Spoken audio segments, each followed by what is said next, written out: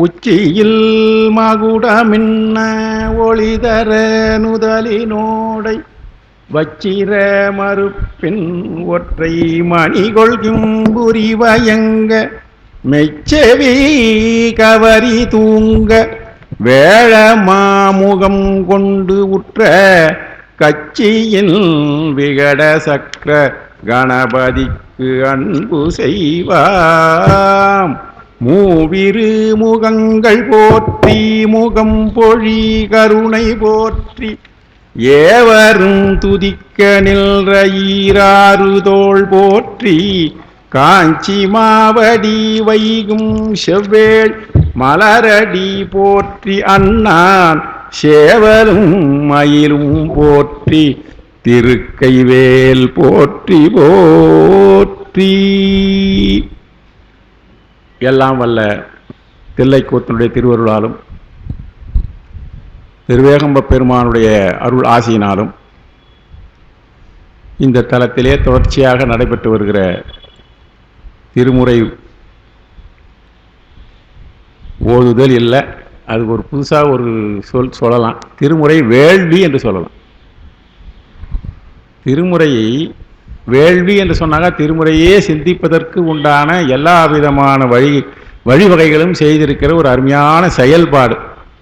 இந்த செயல்பாட்டினை அவருடைய திருவுள்ளத்திலே புகுந்து கொண்டு இறைவன் நடத்தி கொண்டு இருக்கிறான். அதுதான் உண்மை. அந்த வகையிலே அதற்கு உறுதுணையாக இருந்து அதற்கு காரணகர்த்தாவாக இருக்கின்ற அந்த காரியத்திற்கு காரணமாக இருக்கின்ற ஐயா அவருடைய திருவடிகளை வணங்கி மகிழ்கிறேன். அவருக்கு உறுதுணையாக இருந்து அத்தனை உதவிகளையும் செய்து கற்றல் கேட்டல் உடையார் பெரியார் என்ற ஞானசம்பந்த பெருமானுடைய வாக்குக்கிணங்க நாங்களெல்லாம் கற்றுக்கொண்டிருக்கிறோம், நீங்களெல்லாம் கேட்டுக்கொண்டிருக்கிறீர்கள். அவர் ரெண்டு பேரையுமே பெரியார் என்று சொல்லியிருக்கிறார்கள். சொல்லுபொருளை பற்றி இல்லை என்று சொன்னாலும் சொல்லதை பற்றி இல்லையே என்ற கேள்வி நான் கேட்டேன். கற்றல் கேட்டல் உடையார் சொல்லுறீங்க, ஞானசம்பந்தர் சொல்லிட்டார். சார் அப்போ கற்கிறவங்களையும் கேட்குறவங்களுக்கு தான் இருக்குதா வழியோ, சொல்கிறவங்களுக்கு ஒன்றுமே சொல்லலையா அவரு அப்படின்னாக்கா, கற்றல் உடையார் என்கின்ற போதே கற்பதே சொல்லுவதற்குத்தான். கற்றல் எப்பொழுது இது பாலராவன் ஐயா சொன்ன வகுப்பு நாங்கள் சென்னையில் கேட்டுத்தான். கற்றல் எப்பொழுது நிறைவு பெறுகிறது என்றால் தான் கற்ற செய்திகளை பிறருக்கு எப்பொழுது சொல்லுவதற்கு முழுமையாக அவருடைய செவியிலே கொண்டு சேர்ப்பதற்கு அந்த பக்குவம் அடைகிறாரோ அப்பதான் கற்றல் நிறைவு பெறுகிறதுன்னாரு. அப்போ யார் பேச்சாளர்கள்லாம் கற்றல் சிறந்தவர் என்று சொல்லுகிற ஒரு குறிப்பு இங்கே இருக்கிறது. ஞானசம்பந்தனுடைய வார்த்தையெல்லாம் நம்மளாம் விடுவார், அவர் பாடுறவங்களை ஓதுவாரெல்லாம் விடமாட்டார். அதனால் அது கற்றல் என்பதிலேயே அது அடங்கி இருக்கிறது. அகல விரித்துறையாதான் கற்றனால் என்னன்னு. அதே போல கல்வி என்கின்ற அதிகாரத்திலே ஒரு இடத்துல அந்த அதிகாரத்தில் வருகிற செய்தி தான் குறளை உதாரணம் சொன்னார். அந்த வகையிலே இந்த வேள்விக்கு உறுதுணையாக இருக்கின்றவர்கள் என்று சொன்னேன் நான். பெருமக்களே, கொஞ்சம் நீண்ட நாட்களுக்கு பிறகு உங்களை சந்திக்கிற வாய்ப்பு கிடைச்சிருக்கிறது. இடையிலே திருவிழாக்கள் அது எல்லாம் எத்தனையோ வந்துருக்குது. ஆனால் பெருமான் எப்போது கூட்டுவிக்கிறாரோ அந்த நேரத்திலே தான் அது நடக்க வேண்டும். அந்த வகையிலே இன்றைய தினம் நாம் 28 திருமுறை, முதல் திருமுறையிலே ஞானசம்பந்த பெருமானுடைய திருமுறையிலே 28 பதியங்களுக்கு உண்டான விளக்கங்கள், ஐயா அவர்கள் சொன்ன 4 பதியங்கள், அதற்கு பிறகு இருக்கிற பதியங்களை அடியேன் சொல்லி வருகிறேன். அதில் இந்த 29வது உங்கள் கையில் இருக்கும். அது நரையூர் சித்தீச்சரம் என்கின்ற பதியத்துக்கு உண்டானது. நரையூர் சித்தீஸ்வரம் என்கின்ற ஒரு தலைப்பு. அந்த தலம் இந்த காவிரி தென்கரை தலத்திலே இருக்கிறது. ஞானசம்பந்த பெருமான் தல யாத்திரைகளை செய்து வருகிறார்கள். அந்த தல யாத்திரை செய்து வருகின்ற அவர் 6 முறை அவர் ஞானசம்பந்த பெருமான் 6 முறை தங்களுடைய முதல் முறை போவார், ஊருக்கு வந்துடுவார், 2வது போவார், அதே மாதிரி 6 முறை. இதில் ஒரு முறை மட்டும் நாவுக்கரசரோடு சேர்ந்து பயணம் செய்திருக்கிறார். அது இப்போ சமீபத்தில் நம்ம பெரிய புராணத்தில் படித்து தேடி தேடி கண்டுபிடிச்சி எத்தனையாவது பயண யாத்திரைன்னு போட்டிருக்காங்க அவங்க கிளீனாக. ஆனால் இப்போ புதுசாக நட்சல் மாதிரி ஒரு புதுசாக ஒரு வெளியீடு வந்திருக்குது. இவருடைய தர்மயாதீனத்தினுடைய பதிப்பு சுந்தரமூர்த்தி ஐயா அவர்கள். அது பார்த்துருக்கீங்களா? அதை இப்போ லேட்டஸ்ட்டு நேற்று இப்போ அறை இப்போ எங்கள் குரூப்பில் நாங்கள் முற்றோல் பண்ணிட்டு இருக்கிறோம். அது ஒரு 317 பேர் இருந்து அந்த பயண விவரம் பயண வகையிலே ஞானசம்பந்தருக்கு 1000 பக்கம் போட்டிருக்காரு. 1000 பக்கம் நாவுக்கரசருக்கு அதே மாதிரி பெரிய புராணத்திலே இவர்கள் எப்படி பயணம் தொடங்குகின்றார்களோ, இந்த ஊரில் போனார் இங்கே தங்கினார் இங்கே பதியத்தை பாடினார், இந்த ஊரில் போனார் இங்கே தங்கினார் இந்த பதியத்தில் பாடினார். ஆனால் அவர்கள் பாடிய அத்தனை பதியங்களையும் அந்த ஊரில் தொகுத்து பண்ணோட போட்டு அந்த பண்ணை போட்டிருக்காங்க. ஆனால் படிக்கிற போது நம்ம பன்முறையில் படித்தா ஒரே பண்ணில் தொடர்ச்சியாக படிச்சுடுறோம் இப்போ. ஆனால் இது தலைமுறையிலே வருகிறது. இன்னொன்று தலைமுறை ஒன்று இருக்கிறது. ஆமாம், தலைமுறையை போட்டது காசி மடம். இப்போ நிறைய அது இவங்க கூட தர்மியாதினமே கூட போட்டிருக்கிறாங்க. நம்ம ஆதீனத்தில் திருவாரூரை ஆதீனத்தில் கூட அது வந்து தலைமுறையிலே என்று போட்டிருக்கிறார்கள். தலைமுறையில் உரையை எழுதியிருக்கிறாங்க. ஆனால் பன்முறையிலே இல்லை. அந்த முறையில் இல்லாததுனால இப்போ வந்து புதுசாக அதை போட்டிருக்கிறாங்க. 2வது பதிப்பு 3வது பதிப்பு போடணும்னு நினைக்கிறேன். சுந்தரமூர்த்தி அவர்கள் எழுதியிருக்காங்க. இல்லை இல்லை, அடங்கல் முறையில் இது வரலாற்று முறை. அது அடங்கல் முறை, அது அடங்கல் முறை. காசி மடம் போட்டது அடங்கல். அதுதான் வந்து ரெஃபரன்ஸ்லாம் கொடுக்குற போது கொடுப்பாங்க. அதனால இப்படியெல்லாம் படிக்கிறாங்களே, இப்படி படிக்கலான்றதுனால தர்மயாதீதனுடைய முயற்சியினால் நான் செஞ்சுருக்கிறேன்னுட்டு மிக அருமையாக இருக்குதுங்க. ஆனால் பாடுபவர்களுக்கு கொஞ்சம் கஷ்டம். திடீர்னு இந்த பண்ணில் வரும், அடுத்தது அடுத்த பண்ணில் வரும், வேறு வேறு வரும். ஆனால் நம்ம வரலாற்றை பெரிய புராணத்தை அப்படியே தொடர்ந்து வரலாம். இப்போ நாங்கள் என்னுடைய அடுத்த முயற்சி அதுதான். எங்கள் இப்போ திருவாலீஸ்வரர் கோயிலில் நாங்கள் இப்போ வந்து வெளியில் போய் என்னால் பண்ண முடியல. அதனால் உடல்நிலை கொஞ்சம் அப்படியே குறைஞ்சிட்டே போகுது. எங்கள் அடியார்கிட்ட சொல்லி ஒரு 15 பேர் இருக்கிறாங்க எங்ககிட்ட. 15 பேரில் வர்றவங்க வந்து தொடர்ந்து வர்றவங்க 12 பேர் டெஃபினட்டாக வருவாங்க. 3 பேர் ஆப்சண்ட். அது எப்பவுமே ரேண்டமாக வரும் எனக்கு.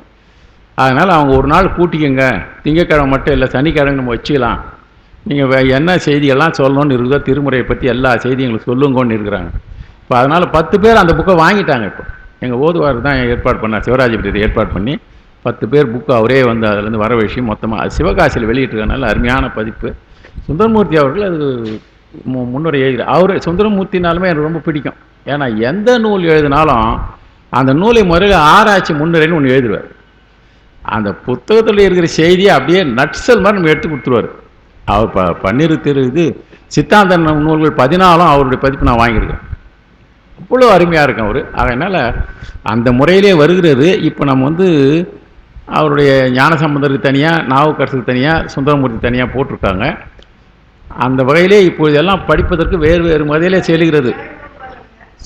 அது வந்து மொத்தமாக சேர்த்து 900 ரூபாய் 1000 ரூபாய் ஆகுது. 700 ரூபாய்க்கு கொடுக்குறாங்கன்னு சொல்லியிருக்கிறாங்க. அது அட்ரஸ்லாம் கொடுத்துருக்குறாங்க. எதுக்கு சொல்லுவோன்னா, இப்படியெல்லாம் ஒரு நிலைமை என்று திருமுறைக்கு இருந்து கொண்டு இருக்கிறது. அதை யார் படிப்பாங்க என்று நிலைமை மாறி இப்போ திருமுறைக்கு வழிகள் வந்து பிறந்து இருக்கிறது. இதுக்கெல்லாம் திருவாரூரை ஆதீனம் ஒரு உறுதுணையாக இருந்தது என்பது நாமெல்லாம் கொஞ்சம் நினைத்து சந்தோஷப்பட வேண்டிய விஷயம். அது மாதிரியான ஆதீனங்கள் செய்கிற வேலையை முன்னெல்லாம் குறைபாடே சொல்லுவாங்க. ஆதீனங்கள் செய்கிற வேலைகளை அறக்கட்டளைகள் செய்து கொண்டிருப்பது என்று இலங்கையில் இருக்கிற ஜெயராஜ் பேசுகிற போதே பேசினார். ஆதீனங்கள் செய்கின்ற வேலையை முதல் திருமுறை அருட்பணி அறக்கட்டளையில் ஒரு 20 வருஷத்துக்கு முன்னே வந்தது. 16 வருஷத்துக்கு முன்னே தொடங்கின உடனே அடுத்த வருஷம் வந்தார் ஜெயராஜ். அப்போ சொன்னார், ஆதீனங்கள் செய்கிற வேலையை அறக்கட்டளை செய்து கொண்டு இருக்கிறதுன்னு. அந்த வேலையை இப்போ ஐயா அந்த மாதிரி அறக்கட்டளை வந்து எப்படியோ அவர் ஒரு கடவுள் மனசில் புகுந்து செஞ்சுட்டு இருக்காங்க. இது இப்போ எண்ணிக்கை பற்றி இருப்பது அல்ல, சிந்தனை பற்றி இருக்கிற செய்தி தான். ஒருவர் இருவர் இருந்தாலே போதும் அந்த வகையிலே. ஏன்னா இந்த மாதிரி அருளியல் செய்திகள் எல்லாம் அப்படி தான் இருந்துருக்கிறாங்க. 3 பேர் 4 பேர் 2 பேரை வச்சுட்டு இதெல்லாம் இருந்திருக்கிறது. அது வரலாறு நீளமாக சொல்லும் போகலாம். இப்போ நம்ம விரைவாக போகணும். இந்த 2-3 நாட்களுமாக சேர்த்து நான் வந்து ஒரு 3-4 பதியங்களை சொல்லலாம் என்று நினைக்கிறேன். கொஞ்சம் விரைவாக செல்ல வேண்டியதான். கிட்ட ஒன்றும் அந்த அளவுக்கு செய்திகள் இதில் அதிகமாக இல்லை. இருந்தாலும் நம்ம வழக்கமாக நரையூர் சித்தீச்சரம் என்கின்ற இடத்திலே ஞானசம்பந்த பெருமான் காவிரி தென்கலை தலங்களை எல்லாம் தரிசனம் பண்ணி அரதை பெரும்பாழி முதலாகிய தலங்களெல்லாம் சொல்லி நாடிய சீர் நரையூர் சித்தீச்சரம் எனப்படுகின்ற ஒரு ஊருக்கு சென்று சேரார். அதான் நாடிய சீர் நரையூர் சித்தீச்சரம் என்று அந்த பெயர் சொல்லுகிறார். அதன் பக்கத்தில் திருநாளூர் மயானம், அதன் பக்கத்தில் அரிசிற்கரை புத்தூர் என்று வழங்கப்படுகின்ற தென் திருப்புத்தூர். அரிசிற்கரை புத்தூர் தான் தென் திருப்புத்தூர் என்ற பெயர் இருக்குது. அரிசிக்கரை புத்தூருக்கு தென் திருப்புத்தூர் என்ற பெயர் இருக்கிறது. இந்த தலங்களையெல்லாம் தரிசித்துட்டு தமிழ் பாவையெல்லாம் புனைந்து அவர் சென்றார் என்கின்ற ஒரு செய்தியை அப்படியே இந்த எல்லாத்தையும் சேர்த்து ஒரே பாட்டில் பாடியிருக்கிறாரு நம்ம சேக்கிழார் சுவாமி.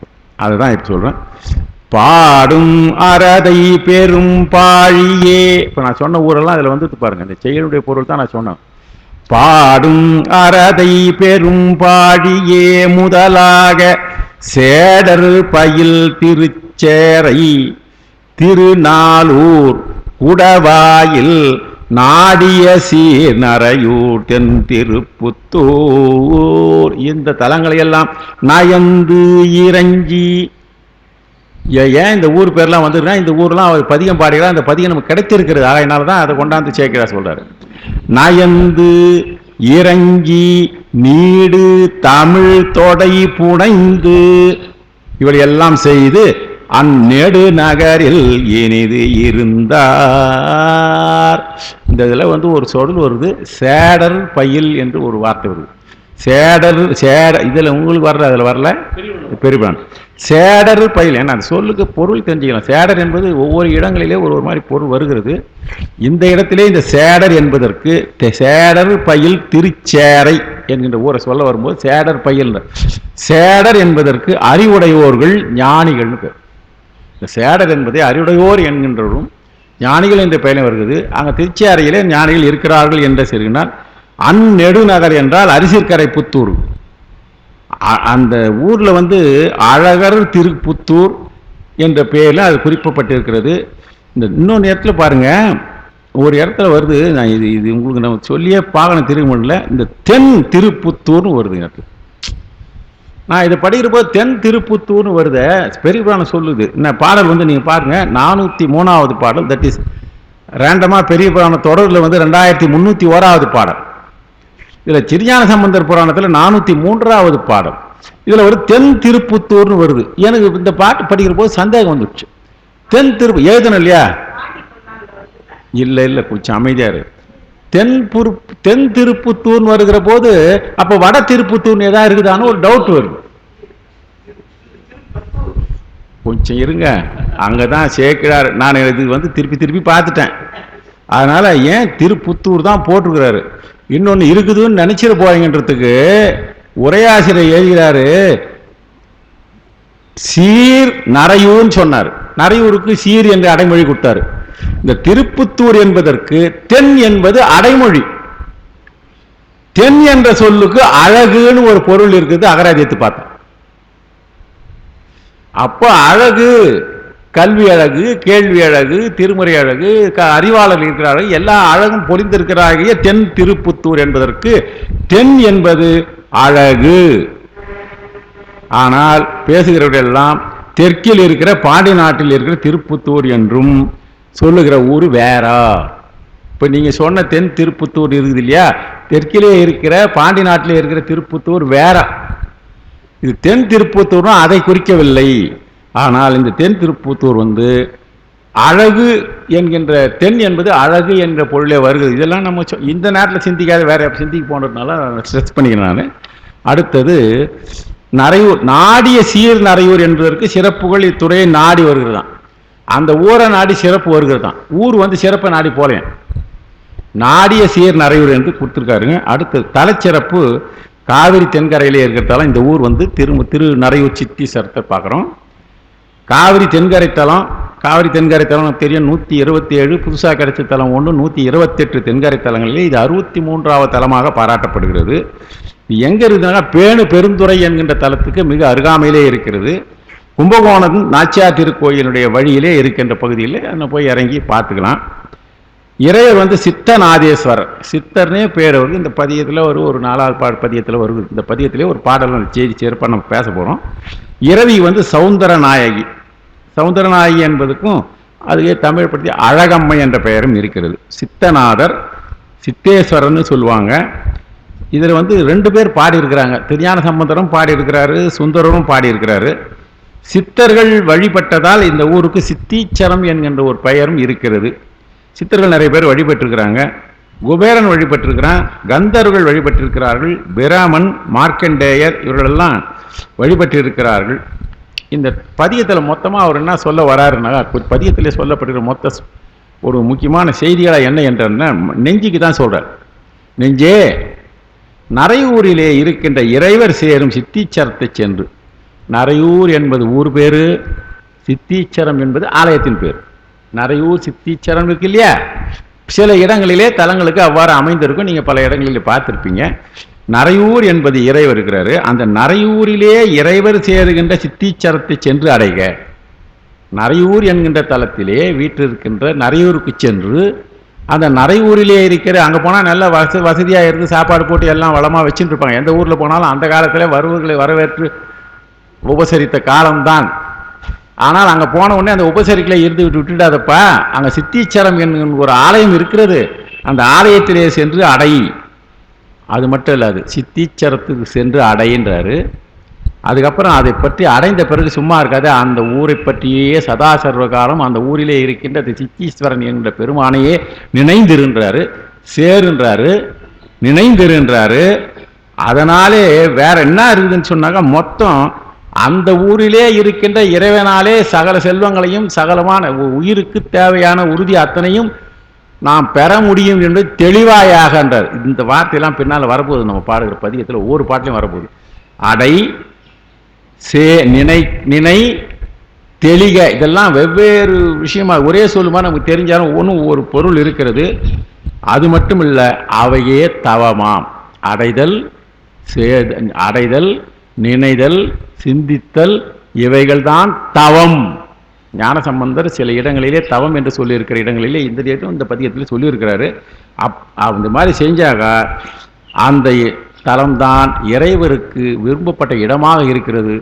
நம்முடைய உயிரும் சென்று சேரக்கூடிய இடத்தை நமக்கு அருள் பண்ண இருக்கிற பெருமான் இருக்கின்ற இடம், அதே உயிருக்கு உறுதி என்பதனாலும்.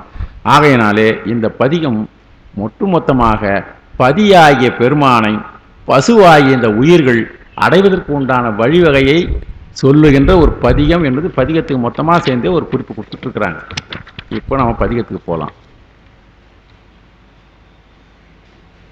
ஊருலாவு பலி கொண்டு உலகு ஏத்த நீருலாவு நிமிர் புன்சடையன்னல் சீருலாவு மறையோர் நரையூரில் சேரும் சித்தீச்சரம் சென்று அடை நெஞ்சே. நரையூரில் சித்தீச்சரம் சென்று அடை நெஞ்சேன். எல்லா பாடலையும் அந்த செய்தி தான் வரும்.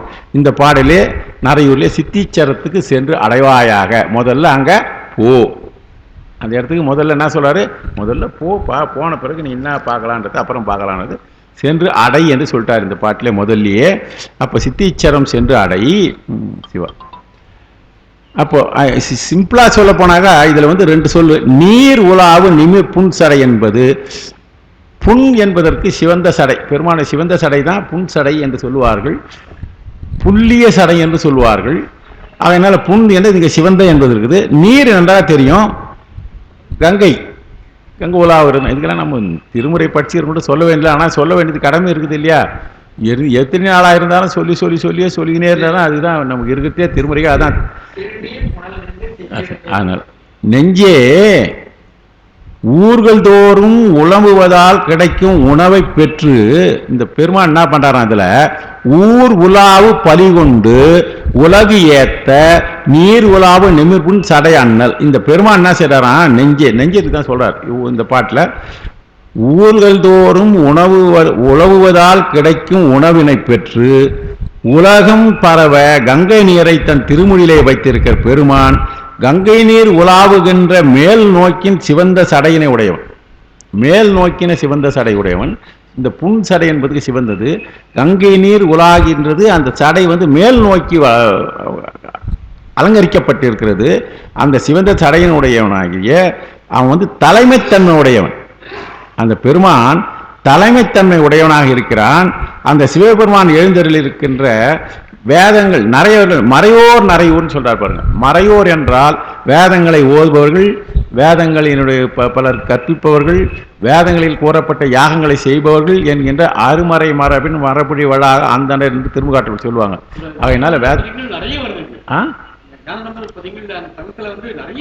அதான் சார், அது ஒரு மாதிரி பார்த்தாக்க அது நிறைய அந்தணர்களை பற்றி நிறைய சொல்லியிருப்பாரு. அது இருக்கு. நம்ம மறையோர் நரையூரில் சேரும் சித்தீச்சரம் சென்று அடை நெஞ்சே.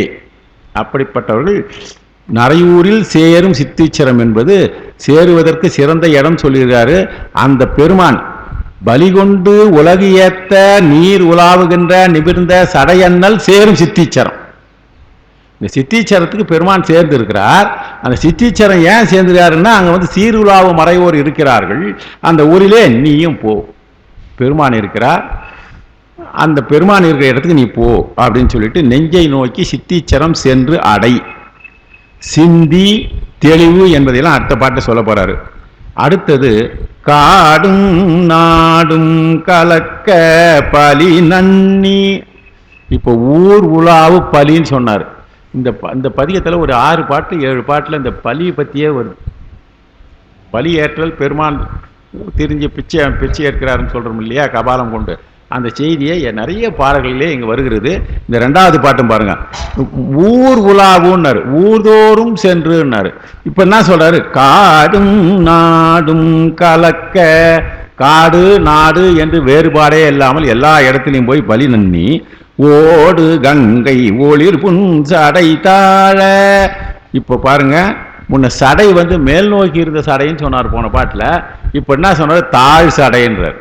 அந்த சடையில வந்து ஓடுகின்ற தன்மை உடையவளாக இருக்கின்ற கங்கை ஒளி பொருந்திய தன்னுடைய நீர் திவலைகளோடு ஓடாதியே, ஓடுகின்றதை ஓடாதே கம்முனு இரு என்று வைத்துக் கொண்டிருக்கிற திறமை என்பதை சொல்வதுதான் வந்து ஓடு கங்கை ஒளிர் புன் சடை. அந்த புன் சடை என்பது ஒவ்வொரு இடத்துலையும் வருகிறது. அந்த சடை தாழ, இப்ப தாழ் சடையாக போதும்பா, தாழ வீடும் ஆக. அது மட்டும் இல்லையா, வீடும் ஆக மறையோர் நரையூரிலே. இந்த மறையோர்கள் வேற, இந்த வீடும் ஆக மறையோர் என்று சொல்கிறார் இல்லையா, வீட்டினை பெறுவதற்கு உண்டான நல்ல தன்மைகளை எல்லாம் சொல்லி பெறுகின்ற அடியார்கள் இருக்கின்ற நரையூர்ன்றார். வீடும் ஆக என்றால் முத்திப்பேற்றுக்கு தங்களை தகுதி உடையவர்களாக ஆக்கிக் கொள்வதற்கு உரியவர்களாக இருக்கின்ற மறையோர். இந்த 2 பாட்டிலையும் மறையோர் வந்துச்சா. அங்க சீர்குலாவு மறையோன்னு சொன்னாரு, வீடும் ஆக மறையோர் என்றால் வீடு பேறு என்கின்ற திருவடியை அடைவதற்கு உண்டான தன்மையுடையதாக இருக்கின்ற அவர்கள் வாழ்கின்ற நரையூரில் நீடும் சித்தீச்சரம். நீண்ட நாட்களாக அங்கே பெருமான் எப்போது சித்தீச்சரம் தோன்றியது என்று தெரியாது, ஆனால் அப்பொழுதிலே இருந்து அங்கே இருந்திருக்கின்ற அந்த ஊரிலே நின்று செய்யணும். இப்போ என்ன சொல்றேன்னா, முத்திப்பேற்றை அடைய விரும்பும் அடியார்கள் வாழும் நரையூர்ன்றார். நான் சும்மா இந்த ஊருக்கு நீ போய் சொல்ல. சித்தீச்சரம் என்பதுக்கு 2 பொருள் இருக்குது. சித்தர்கள் இருப்பதனால் சித்தீச்சரம் இல்லை. எதையெல்லாம் நாம் வேண்டும் என்று விரும்புகின்றோமோ அதை அடைவதற்கு, அதை சித்திப்பதற்கு, சித்தித்தல் என்றால் கிடைத்தல் என்கின்ற ஒரு பொருள் இருக்கிறது. அந்த தன்மை உடையது. காடும் நாடும் கலக்கன்னு ஒன்று இருப்பாருங்க. காடும் என்பது காட்டிடம், நாடும் என்பது நாட்டிடம். அப்போ காட்டிடமும் நாட்டிடமும் ஒரு கலக்க என்றால் எதுனாக்கா 2மே கலந்து இருக்கிறவங்க. ஆகம் வீடும் மறையோர் என கூட்டி. ஆகம் வீடும், இந்த மறையோர் சொல்லுது இல்லையா, ஆகம் வீடும் சொன்னோம் இல்லையா, முத்திப்பேற்றை அடைவதற்குன்னு சொன்னோம் இல்லையா. பொருள் சொன்னவர் முத்திப்பேட்டை சொல்லிட்டாரு. அதுக்கு பின்னால குருசாமி தேசிகர் என்ன சொல்றாரு, இது வந்து தண்டமானி தேசிகர் உரை. இது அவர் வந்து ரேண்டமா பொழிப்புரை சொல்லிட்டாரு. குருசாமி தேசிகர் என்ன, வீடுமாக எப்படி வந்ததுனாக்கா, வீடுமாக என்றால் முத்திப்பேர் அடைவதற்குரிய தன்மை உடையவர்னார். ஆனால் இவர் சொன்ன ஆகம் வீடும் மறையோர். இப்படி பாருங்க, ஆகம் வீடும் மறையோர் என்றால், ஆகம் என்றால் உடல், மீண்டும் உயிர் உடலிலே புகுதற்கு இல்லாத தன்மை உடையவராக இருக்கின்ற மறையோர்கள். அப்போ அவர்கள் வீட்டு பேற்றை அடைவதற்குரிய மறையோர் என்று ஒரு உரையா சொல்லிட்டாரு. இவர் பிரிச்சு சொல்ற போது பின்னால் என்ன பண்ணார், தெளிவுரையா சொல்ற போது, ஆகம் வீடு என்றால், வீடுதல் என்றால் வீழ்ச்சி அடைய செய்தல், ஆகம் என்றால் உடலானது. உடலை விட்டுக்கிற தன்மை அடைந்தார்கள் என்றால் என்ன அர்த்தம், மறுபடியும் இவங்க வந்து மீண்டும் ஒரு உடலிலே இந்த அடியார்களுடைய இந்த மறைவோர்களுடைய உயிரானது வராது. எந்த அளவு தமிழை, ஞானசம்பந்தருடைய தமிழை எப்படிலாம் பிரித்து பொருள் கொண்டது. ஆகம் வீடும் என்று பிரித்தால் நமக்கு ஓரளவுக்கு புரிவாக இருக்கும் என்று சில செய்திகளை நான் சொல்கிறேன். இந்த காடும் நாடும் கலக்க என்பது பேர் பெருமான் சங்காரத்திலே இருந்து மீண்டும் உள்ளதாகலாம். இந்த காடும் நாடும் கலக்கன்ற இல்லையா, காடு எப்போ, சங்கார காலத்தில், சங்கார காலத்தில் காடு. நாடும் கலக்க என்பது போது உற்பவம். ஆக அழிவையும் உற்பவத்தையும் செய்வதற்காகவே அந்த உற்பவித்தல் இரண்டையும் உயிர்கள் நன்மைக்காக செய்கின்ற தன்மை உடையவனாயிருக்கிற பெருமான் இதுதான் செய்கிறார். அதனால காடும் நாடும் கலக்க என்பதற்கு இப்படி ஒரு பொருள். இது பெரிய புராணத்தில் உரையாது. இவங்க உரை இல்லாத பெரிய புராணத்தினுடைய உரை இந்த பாட்டு வரிசா கொடுத்துருவாங்க. அதில் ஒரு சிறப்பான இருந்த குறை என்ன, இந்த காடும் நாடும் கலக்க என்பதற்கு இது அருமையான உரை. பெருமான் கடைசியில் இருக்கிற என்ன சொல்றது, ஆதியும் அந்தமும் பெருமானுக்கு இல்லை. அதனால இந்த ரெண்டுத்தையுமே செய்யக்கூடிய தன்மை இறைவன் தான் செய்து கொண்டிருக்கிறார் என்கின்ற காடும் நாடும் கலக்க என்றால் சுடுகாராகிய சங்காரத்திலும் மீடும் நாடும் உளதாகும்படி செய்கிற ஒரு தன்மை இருக்கின்ற சிருஷ்டி, இழிப்பு சிருஷ்டி. ஆகையினால் இந்த இடத்துல இருக்கின்ற சிறப்பான ஒரு தன்மை இருக்கிறது என்பது பாடல். அதுக்கப்புறம் கல்வியாளர் கனகம் அழல் மேனி புல்கு கங்கை புரி புன் சடையானூர் மங்கு திங்கள் மல்குதான மங்கா மல்கு மல்கு என கல்வி புல்கு மல்கு திங்கள் பொழில் சூழ்நரையூரில் செல்வர் சித்தீச்சரம் சென்று அடை நெஞ்சே. மல்கு திங்கள் பொழில் சூழ் நடையணும். பெருமான் வீட்டில் இருக்கின்ற இந்த சடையான் இந்த சாமி மட்டும் சொல்றாங்க, பொன்னையும் நீரையும் ஒத்த திருமேனியராய் கங்கை தங்கும் முறுக்கேறிய சிவந்த சடையினை உடையவாய் இருக்கின்ற பெருமான். கல்வியாளர் பெருமான் கனகம், கனகம் என்பது என்ன சொன்ன நமக்கு பொண்ணு, அழல், அழல் என்பது நெருப்பு. இவையெல்லாம் சொல்றாரு, பொன்னையும் நெருப்பையும் ஒத்த திருமேனி உடையவரான் பெருமான். கனகம் அழல் மேனி சொன்னார் பாருங்க. இந்த கனகத்துக்கும் அழல் மேனி என்ற பொன்னையும் நெருப்பையும் ஒத்தவராக இருக்கிற மேனியை உடையவர் என்றார். அவர் யாருன்னா இந்த கல்வியாளர் பின்னால் வரப்போகுது. இந்த சித்திச்சத்தில் இருக்கிற ஊர், அந்த கல்வியாளர் சிறந்த ஊருன்றதுக்கு வராரு. கனகம் அழல் மேனி என்பதற்கு கனகம் என்கின்ற பொன்னையும் அழல் என்கின்ற நெருப்பையும் ஒத்த மேனி என்பதற்காக இந்த பெருமாளை மேனி சொல்வார். ஒன்றும் இல்லை, சிவந்த மேனி, செம்மேனி. இந்த செம்மேனி என்பது சொல்வதற்கு இவ்வளோ புல்பு. இந்த கனகம் அழல் சொல்லிட்டாரு. புல்கு கங்கை புரி, நமக்கு சிவந்த சடையினை உடையவன் சொல்லிட்டு, சிவபிரானது ஊர் கல்வியாளர்கள் இருந்ததாக இருக்கின்ற ஊர். அவர் என்ன வச்சிருக்கிறார், தலையில திங்கள் வச்சிருக்கிறாரு. அதாவது தலையில சூடி வச்சுக்கொண்டு கங்கை இருக்கிறது, புன் சடை இருக்கிறது, சடை உடையவனு. இந்த சடை எல்லா பாட்டிலையும் வருது பார்த்தீங்களா, இதில் எல்லா பாட்டிலும் சடை வருகிறது, கங்கை வருகிறது. அறிவாளர்கள் இருக்கிற ஊர் என்று சொல் வருகிறது. அந்த ஊரை அவ்வளோ அருமையாக சிறப்பாக பாடியிருக்கார் ஞானசம்பந்தர். செல்வர் சித்தீச்சரம், கல்வியாளர்கள் வாழ்கின்ற ஊர், செல்வர் என்று சொல்லப்படுகிற பெருமான் வாழ்கின்ற ஊர். இந்த சித்தீச்சரத்தை சென்று நீ அடைவாயாக. செல்வர்கள் சித்தீச்சரம் என்றால், செல்வர் சித்தீச்சரம் என்றால் செல்வர்கள் வாழ்கின்ற சிறந்த நகரமாகிய சித்தீச்சரம் என்று. கனகம் அழல் மேனி என்றால் பொன்னையும் நீரையும் ஒத்த திருமேனி சொல்லிட்டு இருக்கிறோம். கல்வியாளர் மல்கும் நரையூர் என்று இவை ஏய்த்து பொருள் கொள்ளணும். இந்த கல்வியாளர் முதல்ல இருந்து பார்த்தீங்களா, அந்த கல்வியாளரை கொண்டாந்து கடைசியில மல்கும் சித்தீச்சரம் என்று நாம் கூட்டி பொருள் கொள்ள வேண்டும். அவர் வாழ்கின்ற ஒரு அருமையான ஒரு கல்வியாளர் என்பது, கல்வியாளர் என்பது என்ன பொருள்னா, கல்வி ஆளர் என்று பிரித்து கொண்டு கலை கற்கும் முதல்வர், அதாவது கலை அறிவு உடைகிற கல்வி ஞானம் என்பது கலை அறிவு அதிகமாக இருப்பவர்கள் என்று பேர். அடுத்தது இந்த பாட்டில் பெரும்பாலும் எல்லா பாட்டிலையும் சடையை பற்றி தான் வருது. புன் சடை நீடவல்ல நிமிர் புன் சடை தாழ, ஒன்னாவது பாட்டிலையும் ரெண்டாவது பாட்டிலையும் சொன்ன அத்தனையும் சேர்த்துங்க சொல்றாரு பாருங்க. நீடவல்ல நிமிர் புன் சடை தாழ ஆடவல்ல அடிகள் இடமாகும். பெருமான் ஆடல் வல்லான்றது பொருள் சொல்ல வேண்டியதே வேலை கிடையாது, ஆடுவதிலே அவன் சிறப்பானவன். ஆகையினால் நீட வல்ல நிமிர் புன் சடை சாறு என்றால் மேல் நோக்கி நீண்டு வளர வல்ல செஞ்சடையான் பெருமானுடைய சடை. எல்லாருடைய சடையும் மேல் நோக்கி வளர்கிற தன்மையுடைய சடை யாருக்குன்னா இருக்குமா? நமக்கெல்லாம் வராது.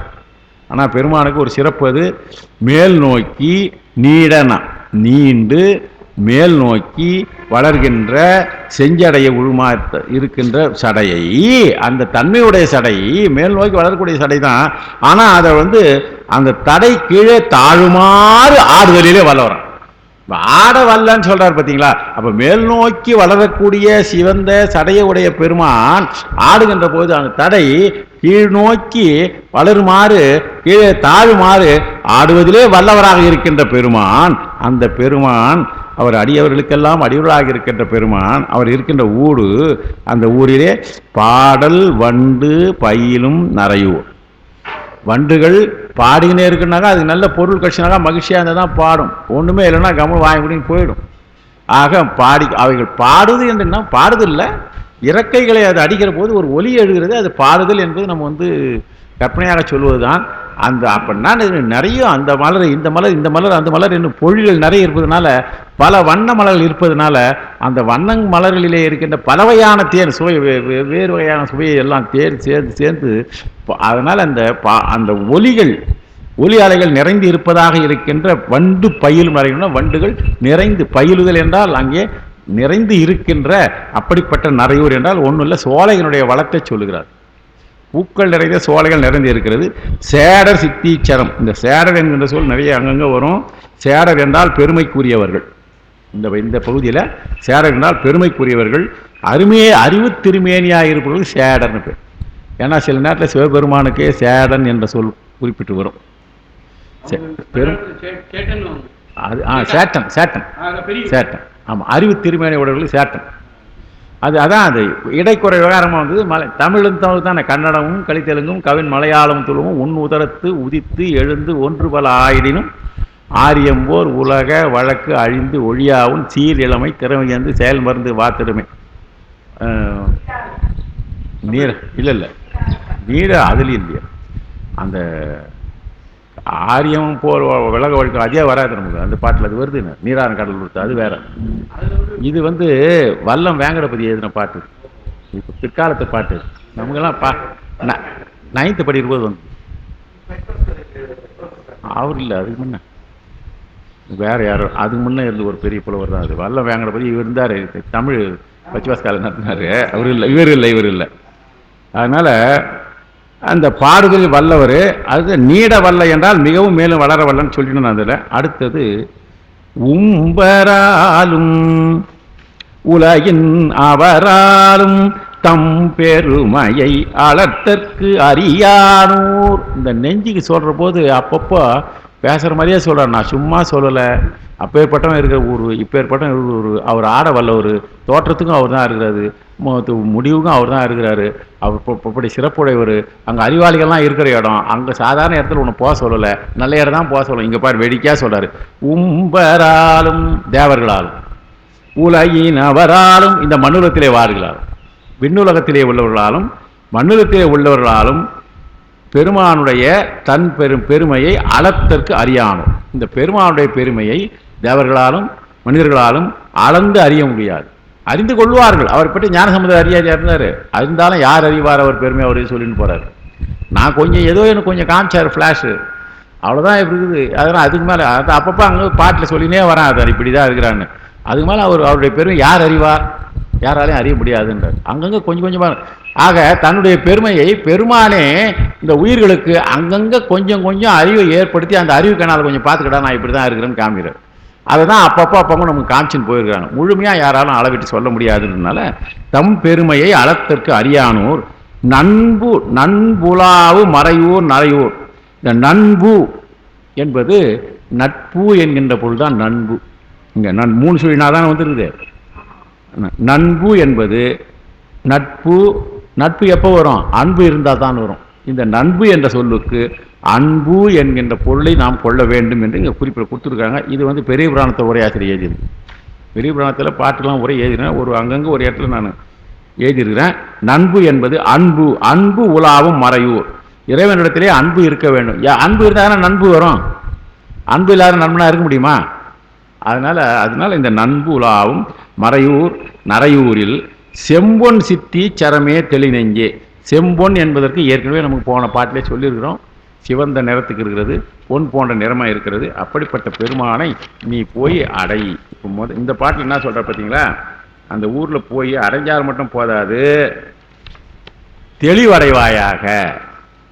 அங்கே இருக்கிற பெருமான் எப்படி முதல்ல அடைஞ்சிட்டா நான் போயிட்டேன் என்ன பண்ண ஃபோன் பண்ணி கேட்டுன்னு இருக்க முடியாது.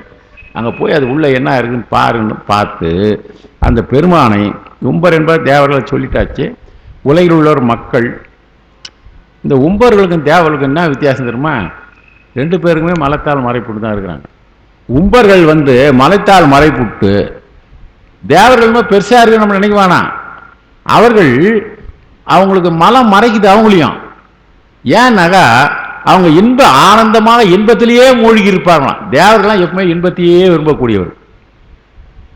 அவர்கள் இன்பத்தில் மூழ்கி இறைவனை மறந்து தன் பெருமை ஒன்றையே நினைத்திருப்பதனால அவர்களால் இறைவன் பெருமை அளக்க முடியவில்லை.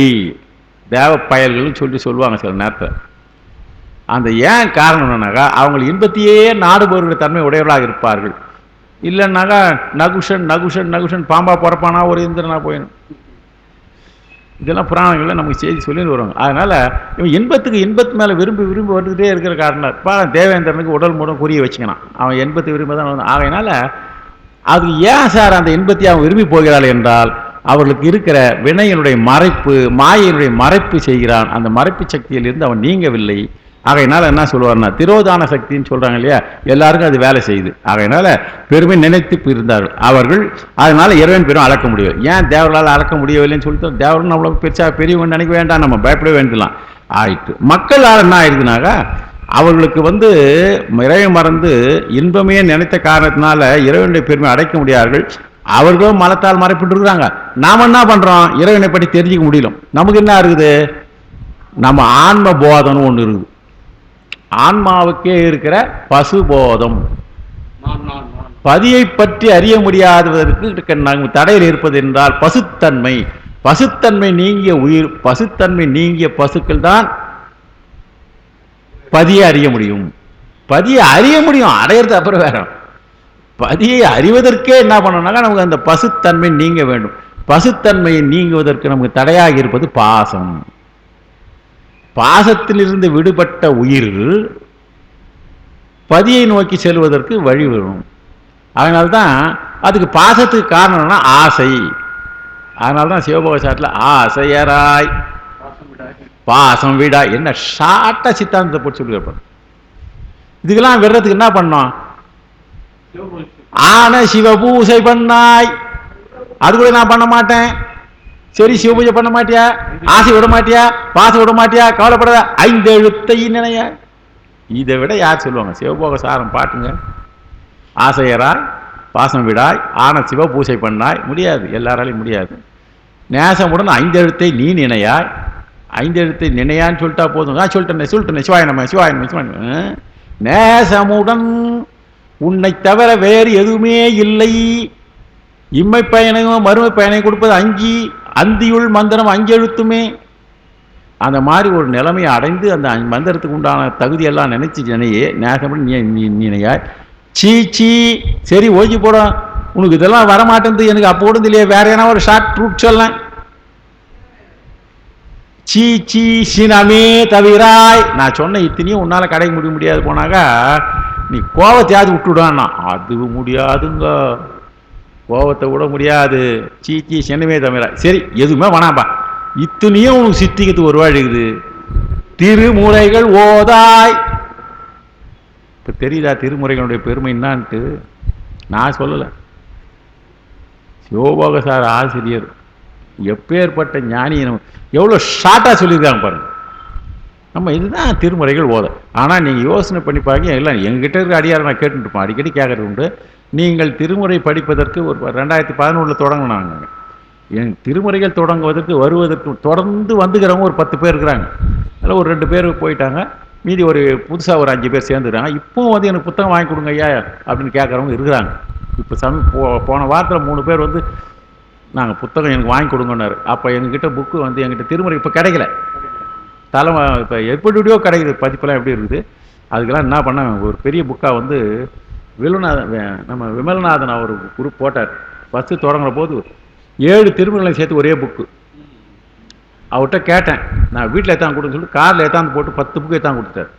ஒரு நண்பர் எனக்கு ஒன்று வேணும்னு வாங்கிட்டாரு. மீதி இருக்கிற 9 புக்கும் வச்சு நான் கொடுத்து படிச்சிருந்தேன். அத்தனை பேரும் உரையோட இப்போ திருமுறை வாங்கிட்டு இருக்கிறாங்க. இந்த 11 வருஷத்துல புத்தகம் கொடுத்தீங்கன்னா தான் நாங்கள் படிக்க வருவோம்னு சொன்னோம்ல. வா நான் புத்தகம் கொடுக்குறேன், வா சும்மா உட்காரு, சுண்டலும் புத்தகம் உண்டு, வா இது வச்சு படி, எப்படி படிக்கணும் கற்றுக் கொடுக்க ஆரம்பிச்சது. இன்னைக்கு வந்து சார் திருமுறைகள் தான், நான் இப்போ சொல்லலை, திருமுறைகள் ஓதாயினர்.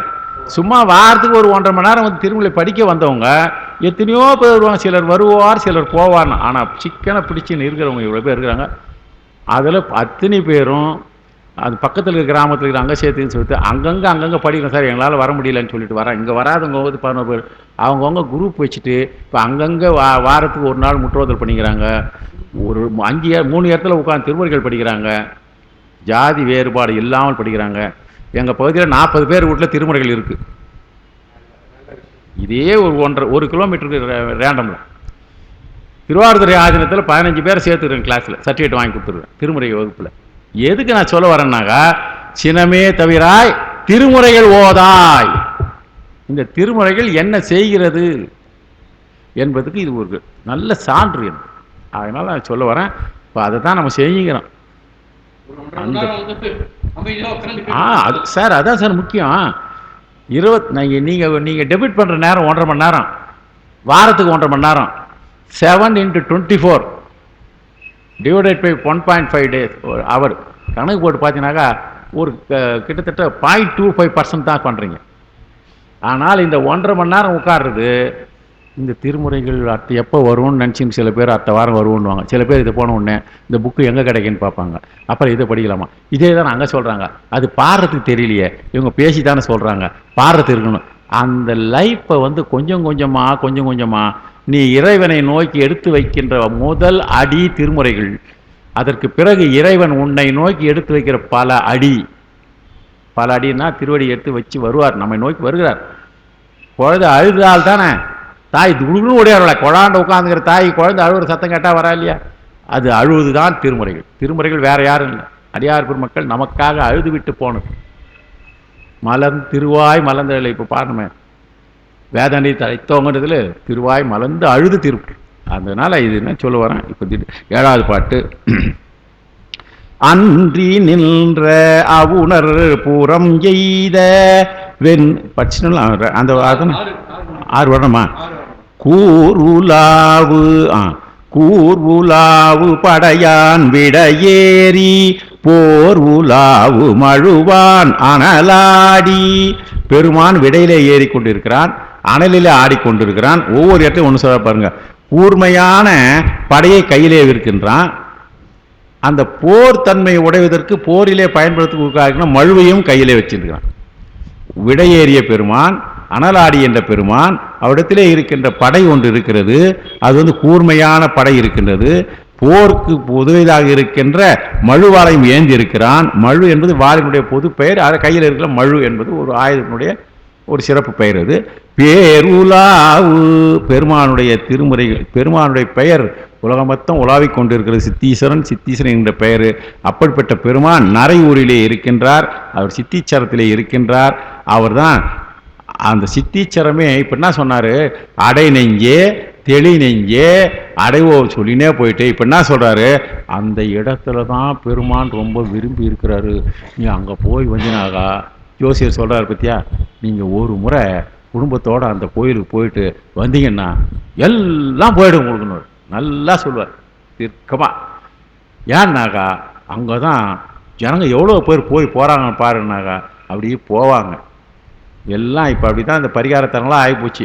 எல்லா நவகிரகங்களும் அங்கே போய் பெருமானை வணங்கி, பெருமானே நீ எங்களுக்கு வேலை கொடுத்துருக்குற, வினைக்கு ஈடாக அந்த உயிர்களுக்கு கொடுத்துருக்குற, உயிர்களுக்கு போய் நாங்கள் அப்பப்போ பிடிக்க வேண்டியதாக இருக்குது, இதெல்லாம் ஏன் பிடிக்குது, அவன் செஞ்ச புண்ணிய பாவத்துக்கு ஏற மாதிரி நீ டைம் டேபிள் போட்டு கொடுத்துட்ட, எங்கள் தொழிலை செய்வது ரொம்ப கஷ்டமாக இருக்குது, இந்த தொழிலை செய்வதற்கு உண்டான தகுதியையும் திறமையையும் நீ அப்பப்போ ஒருத்தரும் ஒரு மாதிரி செய்ய சொல்கிற, இதெல்லாம் தகுதி திறமை எனக்கு வேணும், அதனால் அந்த அருளை கொடுன்னு சொல்லிட்டு புத பகவான் வந்து வணங்கின இடம் தான் இன்றைக்கி புதன் பரிகாரத்தலமாக ஆகிப்போச்சு. திருக்காலிமேடு போயிட்டு அதே மாதிரி நாட் ஒன்லி ஹியர், எல்லா ஊர்லேயுமே பரிகாரத்தலை வச்சுனாங்க. அது ஏன் கேட்குறீங்க, நான் எதுக்கு சொல்கிறேன், மொத்தமாக சொல்கிறேன். சார் ஒவ்வொரு ஊரை வச்சுட்டு இந்த ஊர்ல இருக்கிற நவகிரக பரிகார தலங்களும் அந்தந்த ஊர் பேர் வச்சுருக்காங்க சார். எல்லா ஊர்லேயுமே இருக்குது. முன்னெல்லாம் நவகிரக பரிகார தலம் டூர் போனால் 2 நாள் ஆகும் பண்ணாங்க. இப்போ இல்லை இல்லை, அங்கங்கேயும் இருக்குது. ஆனால் ஒன்றே ஒன்று, எங்கே போனாலும் அந்த சிவனை வணங்கிட்டு போனால் தெரியும் இல்லையா? திருமுறைகளை படித்தவங்களுக்கு நவகிரகத்தை பற்றி நம்ம அஞ்சலாமா? ஏதோ வீட்டில் இருக்கிறவங்க போகிறாங்கன்னாக்கா உன் திருப்திக்கு போயிட்டு வா, அவ்வளோதான். நீ போவாதுன்னு சொல்லக்கூடாது. ஏன்னா அவங்க இன்னும் அந்த பக்குவத்துக்கு வரல, நம்ம பக்குவப்பட்டுட்டோம். அதனால் போகணுன்னு அதுதான் இருக்கிறது என்பது. அதுதான் சொல்கிறாருங்க, பூர்வ படை இருக்கிறான், மழுவால் இருக்கிறான், பேர் உலாவு என்றால் பெருமைக்கு உரியவனாக இருக்கின்ற பெருமான் இருக்கிறோம். அந்த பெருமான் விரும்பி இருக்கின்ற ஒரு இடம் என்றால் அந்த இடத்துக்கு போனீங்கன்னாக்கா எல்லாம் நடக்கும் அப்படின்னு. ஏன்னா அந்த நெஞ்சுக்கு சொல்கிறாரு. நெஞ்சு வந்து உயிருக்கு அப்பாற்பட்டது, உயிர் அல்ல. நெஞ்சு உயிர் அல்ல. அதனால் இவர் என்ன சொல்கிறாருன்னா, அந்த நெஞ்சமேனா ஏன்னா பக்குவப்படணும். இந்த அந்த கரணங்களை ஒன்றாக வைத்துக் கொள்ளலாம். இது மனம், புத்தி, அங்காரம் ஏதோ ஒரு தான் அது இருக்கும். அதனால் கூர்வுலாவு படை என்றால் கூர்மிக்க சூலப்படை. சூலப்படை பெருமான் வச்சுக்கிறது கூர்வுலாவு படை. மழு என்பது பெருமான் இருக்கிற மழு படை தனியாக. அந்த ஊரிலே நிறையூரிலே பெருமான் இருக்கிற இடம்னு சொல்லிட்டாரு. எப்படி கூட்டிக்கணுன்னாக்கா, பேர் என்பதற்கு நல்லா தெரியும், புகழ் படைத்ததுன்னு அர்த்தம். புகழ் படைத்தது பேர், நல்ல பேர் போனவன் பாடினாக்கா நல்ல புகழை உடையவன் அர்த்தம். நரையூரில் சேருமிடம் சித்தீச்சரம் என கூட்டுக. பெருமான் நரையூரில் போனால், நரையூர் போனால் எங்கே இருக்குதுன்னு நினைக்காத, அங்கே பெருமான் சேர்ந்து இருக்கிற இடம் சித்தீச்சரம் சொல்ற. நெஞ்சு அன்றி நின்ற அவுணர் புறம் எய்த வென்றி வெள்ளி விமலன் விரும்பும் ஊர் மன்றில் வாசம் மணமா துறையூரில் சென்று சித்தீச்சரமே தெளி நெஞ்சே சொல்லினே வந்து இப்போ என்ன சொல்கிறார்? அப்பப்பா பார் சொல்கிறது தெளிவாக வச்சுக்கோ. பெருமான் சித்தீச்சர் தான் இருக்கிறாரு. எங்கே போகிறேன்னு சொன்ன கேட்டியா? நிறையூரில் இருக்குது. ஊரை பற்றி சொன்னேன். அவர் கையில் என்ன ஆயுதம் வச்சேன் எல்லாம் சொன்னேன். இப்போது அன்றி நின்றவர், இந்த அவுணர் இருக்கிறாங்களே, அவங்க என்ன பண்ணாங்கன்னாக்கா சாமி கிட்ட ஒத்து வராது நின்ட்டாங்க. அன்றி இவருடைய தன்மைகளுக்கு, இவருடைய கொள்கைகளுக்கு அப்பால் நின்றவர் என்றால் தன்னோடு வேறுபட்டு நிற்றல். இந்த தன்னோடு வேறுபட்டு நிற்கின்றதான் அன்றி நின்றவர்கள். அந்த அவுணருடைய 3 புறங்களையும் அவர் எய்தாரு, வென்றியோடு இருக்கின்றாரு. அந்த திரிபுர அவுணர்களை வென்ற வெற்றிக்கு உடையதாக இருக்கின்ற வெள்ளை உடையவனாக இருக்கின்ற பெருமான். அப்படிப்பட்டவன். அந்த பெருமான் குற்றமுடையவர்களை எல்லாம் வெல்வார். ஆனால் பெருமான் குற்றம் இல்லாதவராக இருக்கிறார். அதனால் சொல்றார், குற்றமற்ற பெருமான் வென்றி வில்லி விமலன். விமலன் என்ற சொல்லு குற்றமற்ற பெருமான். விமலன் பேருக்காக சொல்லலை. ஞானசம்பந்தர் எந்த இடத்துல ஏன் விமலனை சேர்த்தாருனாக்கா, தன்னிடத்திலே சேராதுரையெல்லாம் வந்து அழிக்கக்கூடிய பெருமான்.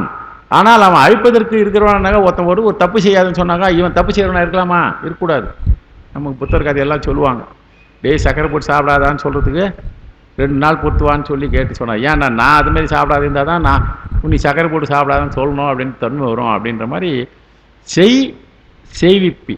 அதான் சொல்கிறாரு, மலங்களிலே அழிந்து இருக்கிற உயிரை பக்குவப்படுத்துகிற பெருமான் மலங்களுக்கு ஆட்படாதவன் என்பதனால விமாலன் இல்லாதவன் அந்த பெருமான். அடுத்தது மன்றில் வாசம் மனம் ஆர்துறையார் என்றால் மலர்கள் நிறைந்திருப்பதனால மன்றங்கள் தோறும் பூங்காக்கள் தோறும் வாசம் பொருந்திய மலர்களினுடைய மனங்கள் நிகழ்ந்திருக்கின்ற துறையூர் என்கின்ற தலம். அந்த ஊரினுடைய பெருமை குறிக்கிறார், நீர்வளத்தை குறிப்பிடுகிறார். அந்த ஊரிலே இருக்கிற சித்தீச்சரத்திலே போய் அங்கே போன மட்டும் இல்லை, இப்போ நான் சொன்னதுக்கெல்லாம் தகுதி இருக்கிறதா, அந்த ஊரில் அந்த மாதிரி இருக்கிறான்னு நல்ல தெளிவடைவாயாக. இப்போ என்ன பண்ணுறது? தேரான் தெளிவும் சொல்வார். நன்றாக தேர்ந்து அதற்கு பிறகு தெளிவடை. தெளிந்தான்கன் ஐயுறலும் சொல்லுவாங்க. எவன் தெளிந்தான் இருக்கிறனோ அவங்ககிட்ட போய் நம்ம அச்சு வரக்கூடாது. ஓ டே இவங்க திருமுறை ஏதோ கேட்டுறாங்க, அம்மா போய் வந்துக்கிறாங்க, ஏதோ நினைக்காத, இவங்ககிட்ட திருமுறை பற்றி பேசுகிற போய் ஜாக்கிரதையாக பேசு. ஏன்னா பல புலவர்கள் வந்து பேசுகிறாங்க, பல செய்திகள் எழுதிடுவான். இவங்ககிட்ட என்ன இருக்கும்? தெளிந்திருக்கிறாங்க, இவங்க ஒன்றும் தெரியாது நினச்சிடாத. தெளிந்தான்கன் ஐயுறுதலும் என்ன கொடுக்கணும்? தீரா இடும்பை தரும் வள்ளுவர் சொல்லுது. அதனால் இந்த தெளிந்து தேர்வாயாக. அதனால் அதை சொல்ல வர்றாரு. மன்றில் என்று மன்றம் மன்றில் என்று சொன்ன பொது சபை. இந்த மன்று என்பதற்கு பொது சபை, எல்லாரும் கூடுகின்ற ஒரு இடம். 8வது பாட்டு. அரக்கன் ஆண்மை அழிய வரை தன்னால் நெருக்க ஊன்றும் விரலான். அரக்கனாகிய இராவனுடைய ஆண்மையாகிய வீரமானது அழியும்படியாக அவனை வந்து என்ன பண்ணாரான்? விரலால் ஊன்றினாலும் சொல்லுவாங்க. வரை தன்னால் நெருக்க ஊன்றுதலாம். அவன் ராவணனுக்கு தலைமை, ராவணன் மேலே இவர் கால் படலை. பட்டு இருந்தாலும் அப்போ அவன் சித்தி அடைஞ்சிட்டு இருப்பான். படலையே. விரல் படலை, என்ன பண்ணுது, இவர் விரல் அடுக்குது இங்கே கைலாயில் இருக்க மலையில் ஒரு அடுக்குனார். ஆனால் அவனுக்கு நடுவில் என்ன இருக்குது, ஒரு மீடியா ஒன்று இருக்குது. எது, கல் என்கின்ற மலை இருந்து மலை இருக்கிறது. ஆனால் சொல்றாரு வரை தன்னால் நெருக்க ஊண்டினார்.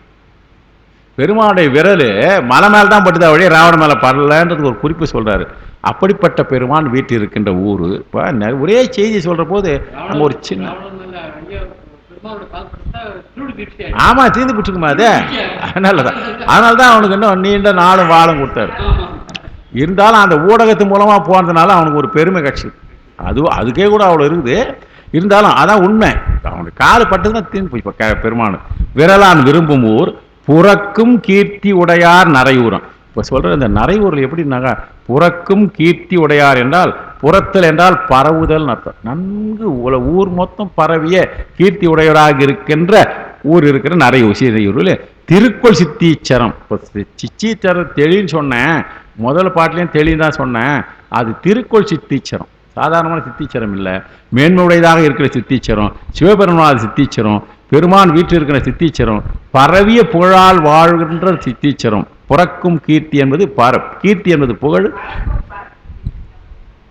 புறக்குமா பறக்குமா, சரி சரி, பறக்கும் என்றால் பறக்கும் என்றால் பரவிய கீர்த்தியை உடையவராக இருக்கின்ற சித்தீச்சரம். உங்களுக்கு தான் என்ன இருக்குது, புறக்குமா பறக்குமா, பறக்கும். சரி, விளக்கும் சித்தீச்சரத்தை சென்று தெளிவாயாக. அடுத்தது பறக்கும் தானே, இங்கே கீழே உரையில் எழுதிருக்கேன். பறக்கும் கீர்த்தி என்றால் மேலும் மேலும் பரவுகின்ற புகழ் தன்மையுடையதாக இருக்கின்ற. அடுத்தது திரு என்றால் சிவஞானத்தை குறிக்கிறது. இந்த பார்த்தா திரு என்கின்ற சொல்லுக்கு இந்த இடத்துல சிவஞானம் இருக்கின்ற இடமாக இருக்கின்ற சித்தீச்சரம் என்று சொல்கிறார்கள். ஆழியானும் மலரின் உறைவானும் ஊழி நாடி உணரா திரிந்து மேல் சூழும் நேட வெளியாய் ஒருவன் சீர் நீடல் சித்தீச்சரமே நிறை நினை நெஞ்சே. இப்ப என்ன சொன்னார் பாருங்க, முதல்ல போனாரு, சிந்தினாரு, தெளினாரு, 2 பாட்டில் தெளிவாயாகன்னு சொன்னாரு. இப்ப என்ன சொல்றாரு, இப்போதான் தெளிந்த பிறகு இனிமேல் என்ன பண்ணணும், அந்த பெருமானையே நினைக்க வேண்டும். ஏன்னா 9வது பாட்டு விட்டார் இல்லையா, ஆனால் அந்த பெருமானையே நினைக்க வேண்டும். நெஞ்சே ஆழியான் என்றால், ஆழி என்றால் சக்கராயம், சக்கராயத்தை உடையவனும் மலரின் உறைவானும் ஊழி நாடியான். அவங்க எவ்வளோ நாள் தேடினாங்கன்னு சொல்ல வரோம். நம்ம திருவிழா படிக்கிற போது, திருவண்ணாமலை புராணத்தை படிக்கிற போது தேடினாங்க கொண்டாங்கன்னு சொல்லிட்டு 5 நிமிஷம் அந்த கதையை முடிச்சிடுறோம். பல ஊழிகள் அவர்கள் தேடி இருக்கிறார்கள்.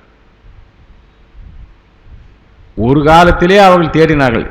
இன்னைக்கு இருக்கிற பிரம்மன் தேடினான்னு சொல்ல முடியாது இல்லையா, ஏன்னா இன்னும் பிரம்மர்கள் நாராயணர்களும் நிறைய எண்ணிக்கை எக்கச்சக்கமாக இருக்குது அவங்களுக்கு.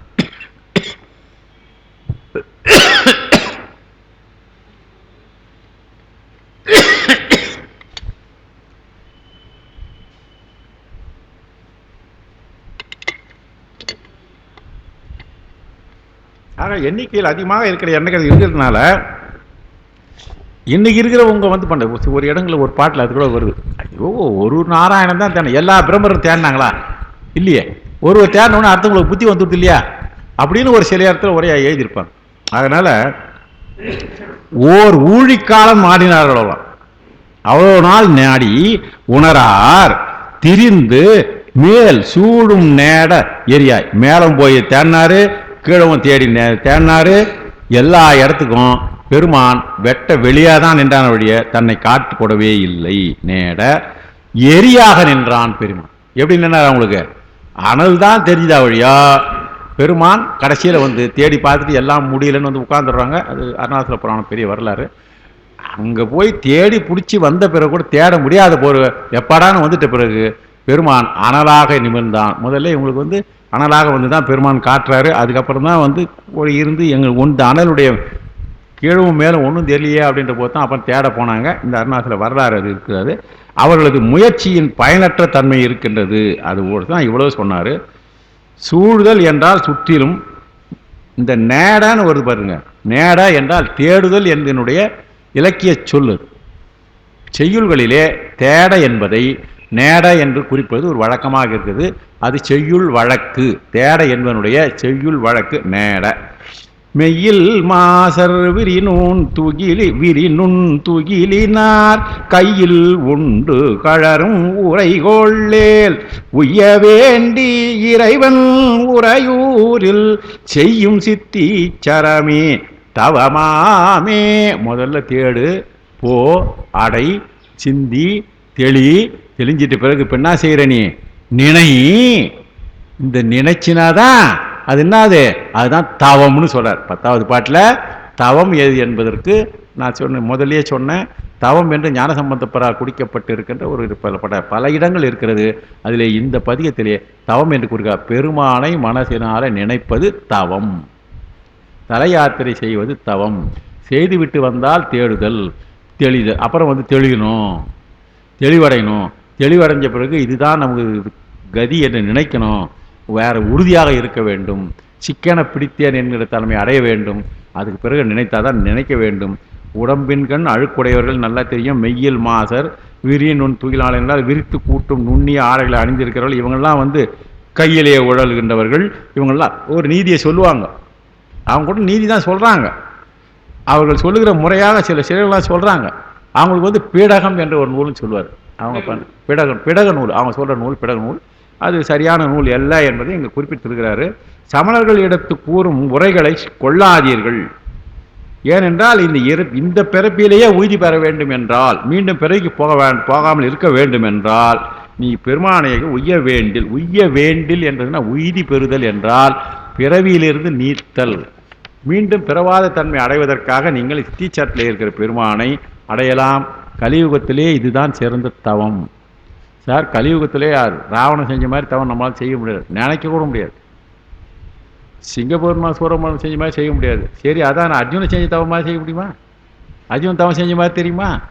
கண்ணை திறந்துக்கணும், சூரியனை அப்படியே பார்த்துக்கணும், ஆனந்தமாக பார்த்துக்கணும் தான் நம்மளால முடியுமா? அதனால தவத்துக்கு கலியுகத்தில் அருமையாக தவம். ஏன்னா கலியுகத்தில் உயிர்கள் வாழ்வது கஷ்டம்னு சொன்ன ஞானசம்பந்தர் அந்த துன்பத்தில் விடுபடுவதற்கு கலியுகத்தில் ரொம்ப கஷ்டம். ஆனால் இதுவே நமக்கு கஷ்டமாக இருக்குது.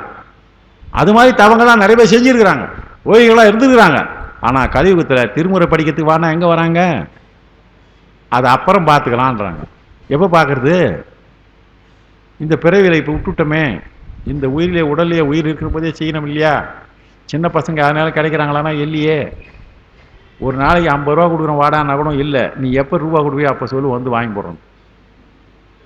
வரல, பாட்டுக்கு வர்ற புத்தகம் தான் சரியே போச்சு. அதனால மெய்த்து அடுத்து சொல்றாரு பாருங்க, அந்த ஊரை பத்தி சிரிப்பா சொல்றாரு. மெய்த்து, அதாவது மெய்த்து உலாவு மறையோர் நரையூரில் சித்தன் சித்தீச்சரத்தை, அந்த உண்மைத்தன்மை உடையவராகவே, மெய் என்பது வாய்மை, உண்மை என்கிற வகையிலே உண்மைத்தன்மையையே பேசி வாழுகின்ற தன்மையுடைய. மெய்த்து உலாவுதல் என்றால் உண்மைத்தன்மையே பேசி அதன்படியே வாழ்கின்ற தன்மையுடையவர்கள் வாழ்கின்ற நரையூரிலே சித்தன் என்பது அங்கே இருக்கிற பெருமானுக்கு பேர். அந்த ஊரில் இருக்கிற பெருமானுக்கு பேர் என்பது தலபுராணத்திலே சித்தன் என்றே பெருமானுக்கு பேர் கொடுத்துருக்குறாங்களாம். அப்படிப்பட்ட சித்தன் வாழ்கின்ற சித்தீச்சரத்தை உயர்காழி அத்தன், ஞானசம்பந்தனுக்கு அத்தன் சொல்றார்கள். அந்த உயர்காழி அத்தன், உயர்காழியிலே வீற்றிருக்கின்ற அத்தன், சித்தீச்சரத்திலே வாழ்கின்ற சித்தனை பற்றிய திறமைகள், சித்தனை பற்றிய நல்ல தன்மைகளை காழியிலே வாழ்கின்ற அத்தன் என்று சொல்லப்படுகிற தீர்காழியிலே வாழ்கின்ற பெருமானுடைய பாதத்தை பணிவோன். காழி அத்தன் பாதம் பணிவோன் நரையூர் சித்தனுடைய பெருமையை பாடிய 10 பாடல்களை எப்படி அளவு சொல்றார் பாருங்க. இவர் காழி அத்தன் பாதம் பணிகின்ற ஞானசம்பந்தன். ஞானசம்பந்தன் என்பது சீர்காழியிலே இருக்கின்ற பெருமானுடைய, சிவபெருமானை வணங்குகின்ற தன்மையுடைய, அவருடைய பாதத்தையே பணிகின்ற அத்தன். ஒரு கேள்வி வரும் நமக்கு, இவர் பணியத்தை மட்டும் சீர்காழி அத்தன் பாதத்தை படிவார், நம்மளை சித்தீச்சரம் பாடினவார். நீங்கள் தான் சீர்காழி படிங்க. அங்கே இருக்கிறோம் இங்கே இருக்கிறோம் ஒன்று தான். அதை கொஞ்சமாக திருமொழியை நமக்கு அவரே சொல்லி பல இடத்துல சொல்லியிருக்கிறாரு.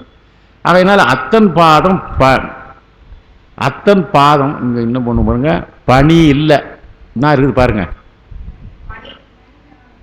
இங்க பாரு, பாதம் மணின்னு இருக்கு இல்லையா, பிரிங்க, பாதம் அணி. சாய் பணிந்தாதான் பெருமானுடைய திருவடி நம்ம தலை மேல நிற்கும், அதை அணிய முடியும்.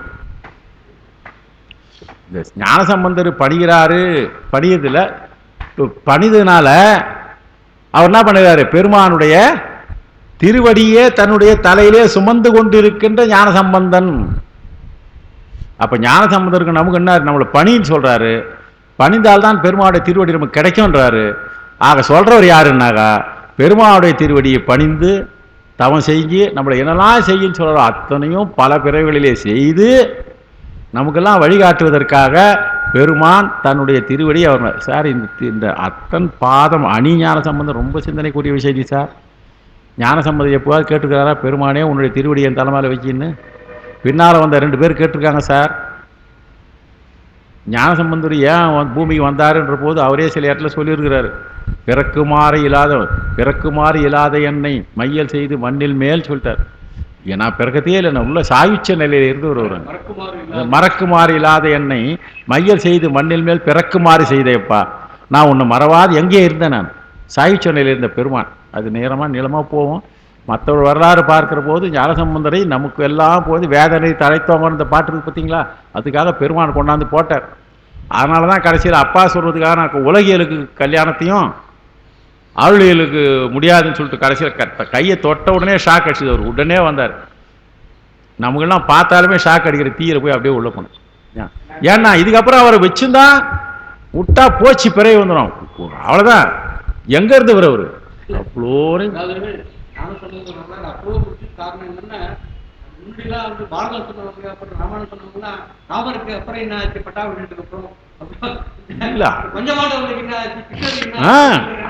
இல்ல அதுதான் இது சொல்றாரு பாத்தீங்களா. இந்த ஒரு தொடர் நீங்க ஞாபகம் வச்சு தைரியமா பாருங்க. அத்தன் பாதம் அணி ஞான சம்பந்தன்.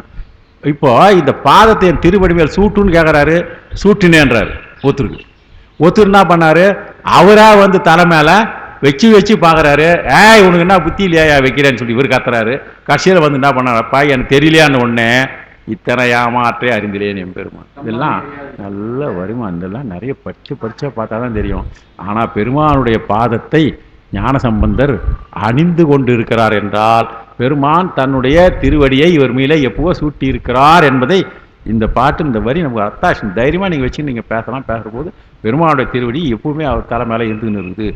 எல்லாருக்கும் கேட்டு தான் வந்தது, கேட்காதே அவர் கொடுத்துருந்தார் என்று. அந்த மாதிரி மறையவர்கள் அந்த ஊரிலே வாழ்கிற சிறந்த ஊர் இது. மறைவரை பற்றி பெருமான் அடிக்கடி நிறைய சொல்லியிருப்போம். அதில் இருந்தது மறைவரை பற்றி மிகச்சிறப்பாக சொன்ன ஊர் இது. அடுத்தது இன்னும் ஒரு 15 நிமிஷம் எடுத்துக்கலாமா? எடுத்துக்கலாம். இன்னும் ஒரு 3 பாட்டு போகலாம். இது வந்து இந்த இதெல்லாம் கிடையாது, எடுத்துக்கலாம். ஏன்னா திருப்புகழியை பற்றி நம்ம சொல்ல வேண்டியது இல்லை. ஏற்கனவே பல முறை தலத்தினுடைய வரலாறு சொல்லிட்டு இருக்கிறோம். என்னம்மா திடீர்னு ஏதோ சொல்கிறேன்?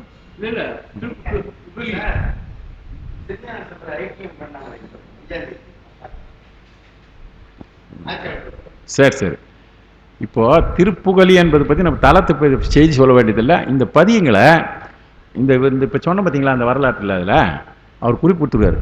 பொது பதிகங்களாக ஞான சம்பந்தத்தில் 7 பதிகம் இருக்குது. நாவுக்கரசில் பொது பதிகங்கள் அதிகம். சுந்தரரில் பொது பதிகங்கள் 6. சுந்தரமூர்த்தி எழுதிடுறார் இந்த முதல்ல இந்த பாட்டில், இந்த புராண வழியாக செல்றது பயணத்தில். இதில் வந்து இந்த பதிகங்கள் சீர்காழியிலே பாடப்பட்டிருக்கும். 6 முறை அவர் பயணம் செஞ்சிருக்கிறார். முதல் பயணத்தில் பாடினதா பொது பதிகங்களில். பொது பதிகள் தனியாக நின்று போகுது, அது இதில் வரல, வரலாற்றில் வரல.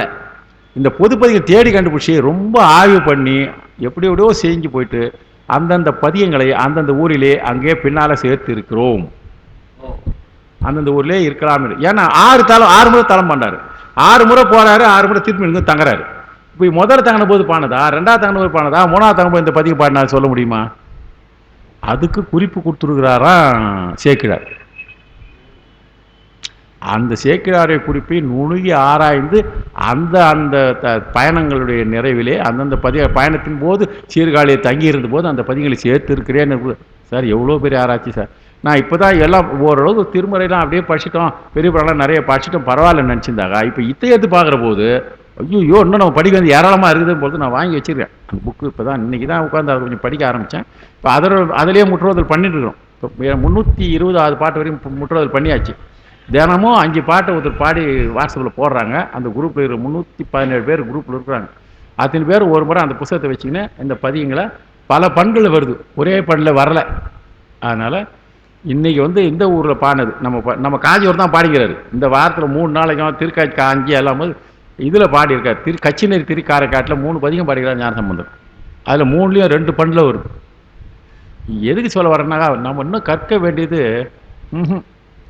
இது இன்னும் எவ்வளோ பிறகு வேணுமோ தெரியல.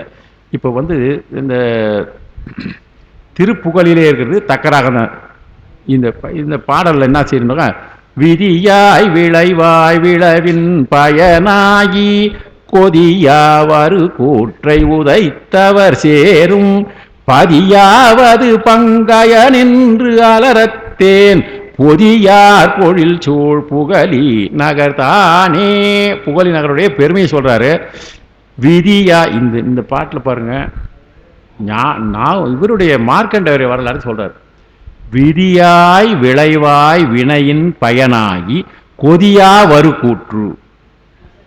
மார்க்கண்டேயனுக்கு மேல அந்த கூற்றை உதைத்தவன் நல்லா தெரியும். மார்க்கண்டேயன் மீது வந்த கூற்றுவனுடைய எவனை உதைத்தவன் சொல்லிட்டு போனால் தீர்ந்து போச்சது. ஆனால் இந்த என்ன சொல்லுவாங்களே, இந்த காண்டிகை உரைன்னு சொல்லுவாங்க, அப்படி அப்படியே பொருள் சொல்லின்னு போகிறது. விருத்தி உரைன்னு இருக்கும், அதுதான் பிடிச்சி ராமாயணம் மாதிரி எழுதின்னு போவாங்க. விருத்தி உரை, விருத்தி உரை என்பது வேற, காண்டிகை உரை என்பது வேறு. அப்படியே ரேண்டமாக எழுதும். திருக்குறள்லாம் எழுதுறாங்க பாருங்க, இப்போ சிம்பிளாக அப்படியே உரை. அது மாதிரி இல்லை. இது விதியாய் விளைவாய் விளைவின் பயனாகிய மார்க்கண்டேயனை வந்து உதைப்பதற்கு யமன் வந்திருக்கான். அந்த இடம் வர்றதுக்கு எப்படி வரனா, கொதித்து கொண்டு வருகிறான் அவன் உயிரை எடுக்கிறதுக்கு. கூற்று வருகிறான். விதியாய் விளைவாய் விளைவின் பயனாகின்னா, வயது 16 என்பது விதி. அவருக்கு வயது 16 என்பது விதி. அதான் விதியாய், அந்த விதியின் மூலமாக, அதன் காரணமாக, விதியின் விளைவாய், விதியினுடைய காரணமாக, விதி என்றால் விதிக்கப்பட்டது, விளைவு என்றால் அந்த விதியினுடைய காரணமாக, அந்த காரணத்தினால் அவனுக்கு என்ன ஆகி போகுதுன்னா வருகின்ற மரணம். காரணத்தினால வருகிற மரணம் தான் மரணமாய்.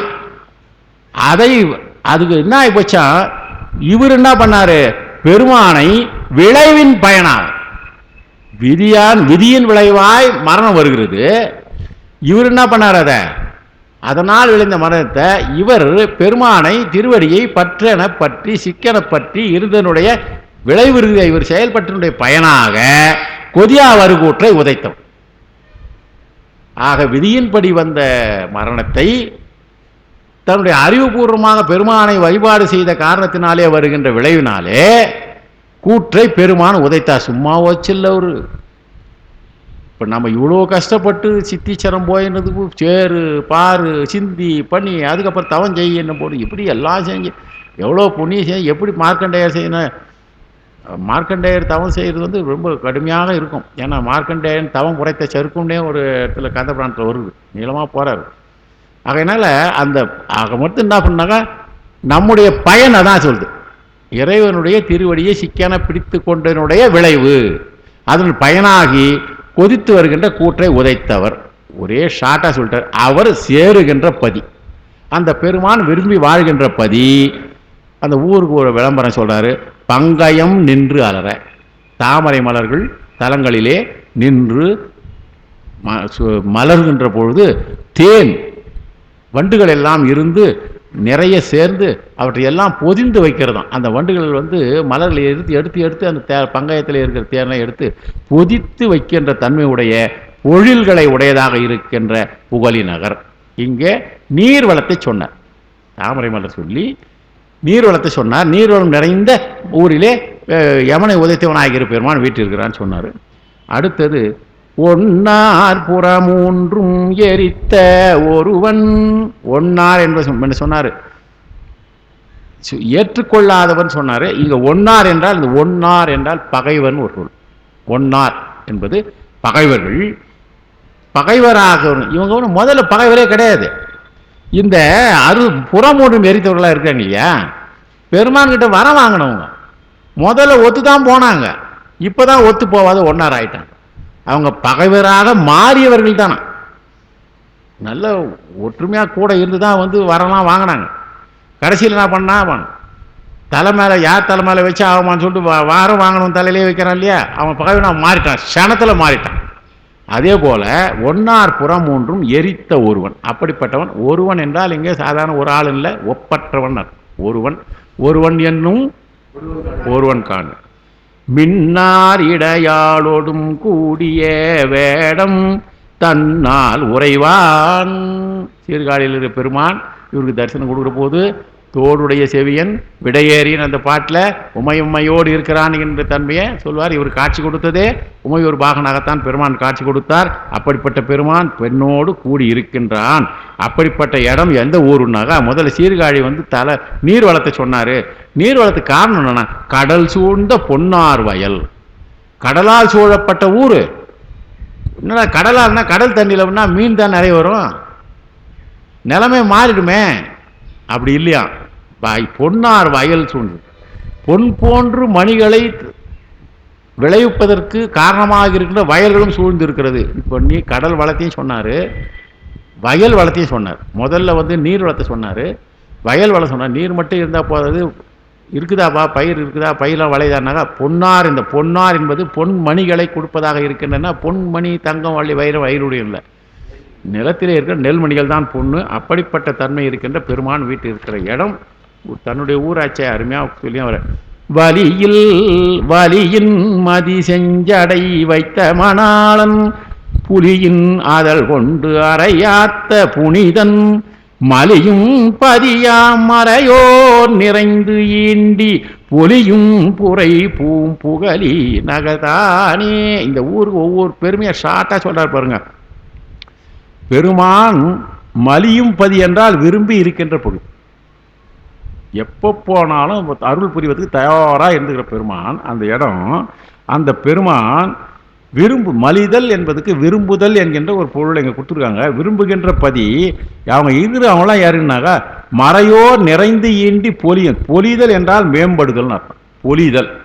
பொலிதல் என்றால் மேம்பாடு அடைதல்னு அர்த்தம். இந்த தங்கம் சும்மா இங்கெல்லாம் இருந்தாங்க, நீ தங்கம் இருந்தாலும் உன் கழுத்தில் வந்தால் ரொம்ப அழகாகுதுன்னு சொல்லுவான். அதுக்கு பொலிவே எப்போ வருதுனாக்கா உன் கழுத்துக்கு வரும்போது தான் வருதுன்னு சொல்லுவான். சும்மா வச்சுன்னு பேங்க்கில் லாக்கரில் வச்சுருந்தா அதுக்கு கொஞ்ச நாள் ஆகும், கலர் கூட மாறிடும்னு நினைக்கிறேன். பொலியும் புனல் பூவும் புகழி நகர்தானே. அப்படிப்பட்ட நீர்வளம் பொருந்ததாக இருக்கின்ற நீர்வளம் நிறைந்தது. இப்போ நீர்வளத்தையே புனல் பூவும் புகழின்னு சொன்னார். நீர் நிறம் பண்ணியிருக்கிற புகழி நகர். அங்கே என்ன பண்ணலாம், மலியும் பதி, புனிதன் மலியும் பதி. மலியும் என்று சொல்லிட்டா விரும்பி இருக்கின்ற பதி, மறையோர் நிறைந்து வேதங்களில் வல்லவளாக இருக்கின்ற அந்தணர்கள் நிறைந்திருக்கிற ஒரு பதின்னு சொன்னார். இப்போ அந்தணர்கள் இருக்கின்ற ஊர், இந்த ஊரை சொல்லிட்டு புனலையும் சேர்த்து ஒன்று சொல்லி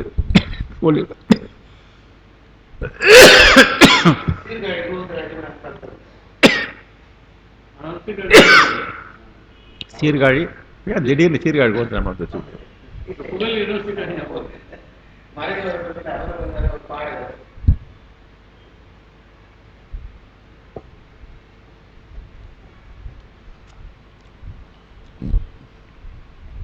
கயலா தடங்கண்ணியோடும் எருதேரி. இப்ப சொன்னாரு முதல்ல அம்மாவோட இருக்கிறான்னு சொன்னாரு. அம்மாவோட எப்படி காட்சி கொடுத்தான்னு ஒரு சந்தேகம் வந்துருக்கு இல்லையா. கயலா தடம் கண்ணியோடும் உமை ஒரு பாகனாக, போன பாட்டு உமையோர் பாகனாக இருந்தானாரு. அந்த உமையோர் பாகனாக இருக்கிற பெருமான் எருதேரி. அவன் எப்படி இருந்தாரான், எருது என்கிற தன்னுடைய வாகனத்தில் ஏறி காட்சி கொடுத்தார். விடை உறுதியா இருப்பாரு. அது மட்டும் இல்லை, அவர் என்ன பண்ணாரான், இந்த பாட்டில் இன்னொரு குறிப்பி சொல்றாரு. அது எந்த அளவுக்கு ஏற்று வரும்னு தெரியல. கயல் மீன் போன்ற பெரிய கண்களை உடைய உமையம்மையோடும் விடை மீதி ஏறி அடியார் இல்லங்களில் பலி கொண்டிருக்கின்ற அழகன். இந்த பாட்டில் 2 வரியில அதான் பொருள். பெருமான்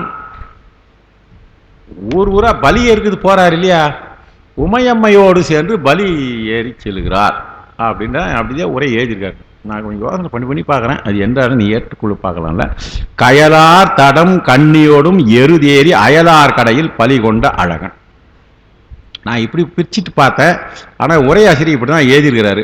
கயல் மீன் போன்ற பெரிய கண்களை உடைய உமையம்மையோடு விடை மீதி ஏறி அடியார்கள் இல்லங்களில் பலி கொண்டார்களும் அழகனாகிய சிவபெருமான். அப்போ இவர் பலி ஏற்கின்ற போது ஒரு காலங்களிலே உமையம்மையோடு செல்வாரா, விடையின் மீது ஏறியே சென்று பலி ஏற்பாரா அப்படி ஏதாவது இருக்குதா அப்படின்றத பார்த்தா தண்டபாணி தேசிகர் அப்படி தான் உரை எழுதியிருக்காரு. இங்கே பாருங்க. ஆனால் இது நான் சில இடங்களில் தண்டபாணி தேசிகர் பொழிப்புரை எழுதிட்டார், அதுக்கு பின்னால் குருசாமி தேசிகர் குறிப்புரை எழுதுறார். இந்த பொழிப்புரையில் உமையம்மையோடு விடை மீது ஏறி வந்தார்னு இருக்குது. நான் இது சரியாக இருக்குமா, ஒரு எழுதியிருக்காரு தண்டபாணி தேசிகர் இப்போ எழுதி வரா இதுக்கெல்லாம் பதில் சொல்கிறதுக்கு இப்போ பாதாவன் கேட்டால் சொல்லுவார். ஏன்னா ஒருவேளை அவங்க அப்பா கிட்ட இருக்குது ட்ரைனிங்க்கு, நீங்கள் வாய்ப்பு கிடைச்சா கேட்பாருங்க. இவர் என்ன பண்ணுறாருன்னா, இடப வாகனத்தில் அம்மையப்பராய் அயலார் மனைவாயில் பழி கொள்ளும் இறைவன் பதி, இவரும் அதே தான் சொல்கிறார். ஆக இவர் சொன்னது தான் அவரும் சொல்கிறாரு. இப்படி சில நேரங்களிலே பழி கொண்டு இருக்கிறான் என்கின்ற ஒரு தன்மை இருக்கிறது என்பது இதுக்கு மேலே நம்ம நம்பாதிருக்க முடியுமா? அவங்களோட நம்ம இதில் போய் உரையில் உள்ளே போது இது பண்ண முடியும்? இவங்க உரை எழுதி பல நாட்கள் வச்சுருந்து இதை வெளியிடுவதற்கு ஆதீனம் வெளியிட்டிருக்கு. 2வது பதிப்பு போய் 3வது பதிப்பு ட்ரை பண்ணிக்கிறாங்க. 2வது பதிப்பு 6000 ரூபாய் விற்றாங்க. அதுக்கு முன்னே எவ்வளோ விற்றாங்க? இப்போ 10,000 வரும்னு நினைக்கிறேன். அந்த அளவுக்கு ஸ்டஃப் இருக்குது. அதில் ஸ்பான்சர். ஆனால் பெரிய புக்கு சார், அது 8 வாரத்துக்கே கார் ஏற்ற முடியாது. இடவ வாகனத்தில் அம்மையப்பற அயலார் மனைவாயில் பழி கொள்ளும் இறைவற்பதி புகழி என்கின்றது. கயலார் தடங்கண்ணி என்பது தெரியும், மீனாட்சி அம்மை கயலார் தடங்கண்ணி. கயல் ஆர் தடங்கண்ணி, மீன் போன்ற கண்களை உடையவன். அயலார் என்பது இங்கே அயலார்னு ஏன் வருதுனாக்கா, கண்மத்திலே இருந்து கொண்டு உழன்று கொண்டு இருக்கின்றவர்களிடத்திலே போய் அயலார் என்பது கண்ம பிரதிவாதிகளான தார்காவனத்து ரிஷிகள் அங்கே தானே போனார் இவர். ஆனால் அங்கே போகிற போது அந்த படலங்களில் பார்க்குற போது, கதபநாட்டில் பார்க்குற போது இவர் தனியாக தான் போனார் இருக்குது. அதனால் இது கொஞ்சம் இது, ஏன்னா நான் இருக்கிறத 2 உரை ஆசிரியர் பேரை சொல்லிட்டேன், குறிப்புரை ஆசிரியர் சொல்லிட்டேன். இதில் பட்டவர்த்தமாக ஓப்பன் அண்ட் ஒய்டு. இது கொஞ்சம் சிந்தனைக்குரிய செய்தியாக தான் இருக்கிறது. சிந்திப்போம். இதை நாம் செய்யாது யார் செய்ய போகிறாங்க? இவ்வளோ டீப்பாக போய் ஆமாம் பிரியாது இருக்கு. அதனால இயல் என்றதுக்கு ஒரு அழகுன்ற பொருள் கொடுத்துருக்காரு. 5வது பாட்டு. காதார் கண பொற்குழை தோடாது இலங்க தாதார் மலர் தன் சடையேற முடித்து நாதான் உறையும் இடமாவது நாளும் ஓதார் பொழில் சூழ் புகழி நகர்தானே. ஓது ஆர் பொழில் சூழ், மலர்களிலே இருந்து சதாசர் காலமும் ரீங்காரங்கள் செய்து கொண்டிருக்கின்ற எல்லா நாட்களிலும் மலர் இருக்குமா. சில பூக்கள் சில நாட்களில் மலரும், சில காலங்களில் மலரும், இல்லாத இருக்க முடியும். ஆனால் எல்லா நாட்களிலும் தேன் இருந்து மலர் கிடைக்குதுன்னா பல வகையான மலர்கள் இருந்தால், ஒரு பூ பார்க்கலனாலும் ஒன்று பல வகையான மரங்களை தோட்டத்தில் வச்சுட்டாக்கா, வெறும் நந்தியா வெட்ட வச்சுட்டாக்கா 6 மாதம் தான் கிடைக்கும். அது 2-3 ஐட்டம் அந்த வச்சுன எங்கள் பேக்கில் கிடை ஒரு 4-5 ஐட்டம் இருக்குது. ஒன்று இல்லைன்னா ஒன்று இருக்கும். கடைசியில் கனகாம்பரமாவது இருந்துன்னு இருக்கும். ஏதாவது வச்சு சாமி பூ வேணும் இல்லையா, எதுவும் இல்லைன்னா கடைசியில் பத்தத்தே எதா அப்படிலாம் ஒன்று. அன்று பூத்த மலர் வைக்கலாம். கனகாம்பரத்தில் தேன் இருக்குது சார். மஞ்சள் கனகாம்பரத்தில் தேன் இருக்கிறது. மோதார் பொழில் சூழ் புகழி நகர்தானே என்று அப்படிப்பட்ட தாதார் மலர். தாது ஆர் மலர் என்றால் தாது என்று மகரந்தங்கள் இருக்கின்ற மலர் தன் சடையேற முடித்து பெருமானுடைய திருமுடியிலே மலர்ந்து கொண்டிருக்கிறார். அவர் காதிலே பொன் குழை தோடு, குழை தோடு 2த்தையும் அணிஞ்சிருக்கிறார் என்றார். இந்த குழை தோடு என்பது காதுகளிலே அணிந்துள்ள கண்ணிய பொன்னால் இயன்ற குழை தோடு ஆகியவன. பெருமானத்தில் குழை இருக்கிறது, தோடு இருக்கிறது. இந்த குழையும் தோடு இருக்கிற போதே இவர் ஒண்டியா போனா கூட உமையம்மையோடு தான் போனான்னு வச்சுக்கலாமா? தோடுடையான் ஒரு காதில் குழை தாழ திருமுறை. அதுபோல இந்த குழையும் இருக்கிறது, தோடம் இருக்கிறது. இப்படி வச்சு நம்ம வச்சு மலர்களை தண்ணிய சடையின்கண் பொருந்த சூடி எல்லா உயிர்களுக்கும் நாதனாக விளங்குகின்றான். நாதான் உரையும் 3வது வரி வருது பாருங்க. எல்லா உயிர்களுக்கும் நாதன். நாதன் என்பதை, நாதான் என்பது எதுகை நோக்கி கொண்டிருக்கிறாங்க இலக்கணப்பிரிக்காக. அப்படிப்பட்ட இருக்கிறவன் நாள்தோறும் புதிய பூக்கள் நிறைந்து விளங்குறதுக்கு நான் விளக்கம் சொல்லிட்டேன். அப்படிப்பட்ட பொழிகள் இருக்கின்ற புகழிநகர் அவன். அடுத்தது 6வது போதுங்களா? சரி, நம்ம அடுத்த வாரத்தில் நாளைக்கு நாளைக்கு உங்களுக்கு ஏற்கனவே நல்லா இங்கிலீஷில் கனமான இங்கிலீஷில் அமைச்சிருக்கார். அதனால் நாளைக்கு காஞ்சிபுரத்துக்கு யாராவது போகிறவங்க இருக்கலாம். 4:30 ஷார்ப்பாக தொடங்கலாம். கொஞ்சம் இடையிறாக வாங்க. 6 மணிக்கு ஷார்ப்பாக முடிச்சிடுவோம். நம்ம அவர் தொடங்குறதுக்குள்ளே போயிடும். போகிறவர்களுக்கு நம்ம இடையூறு இருக்கலாம் தெரியுங்க. அதுதான் முக்கியம். இப்போ எனக்கு திங்கக்கிழமை எங்கள் கோயிலில் நேற்று பலகையிட்ட படம் 44வது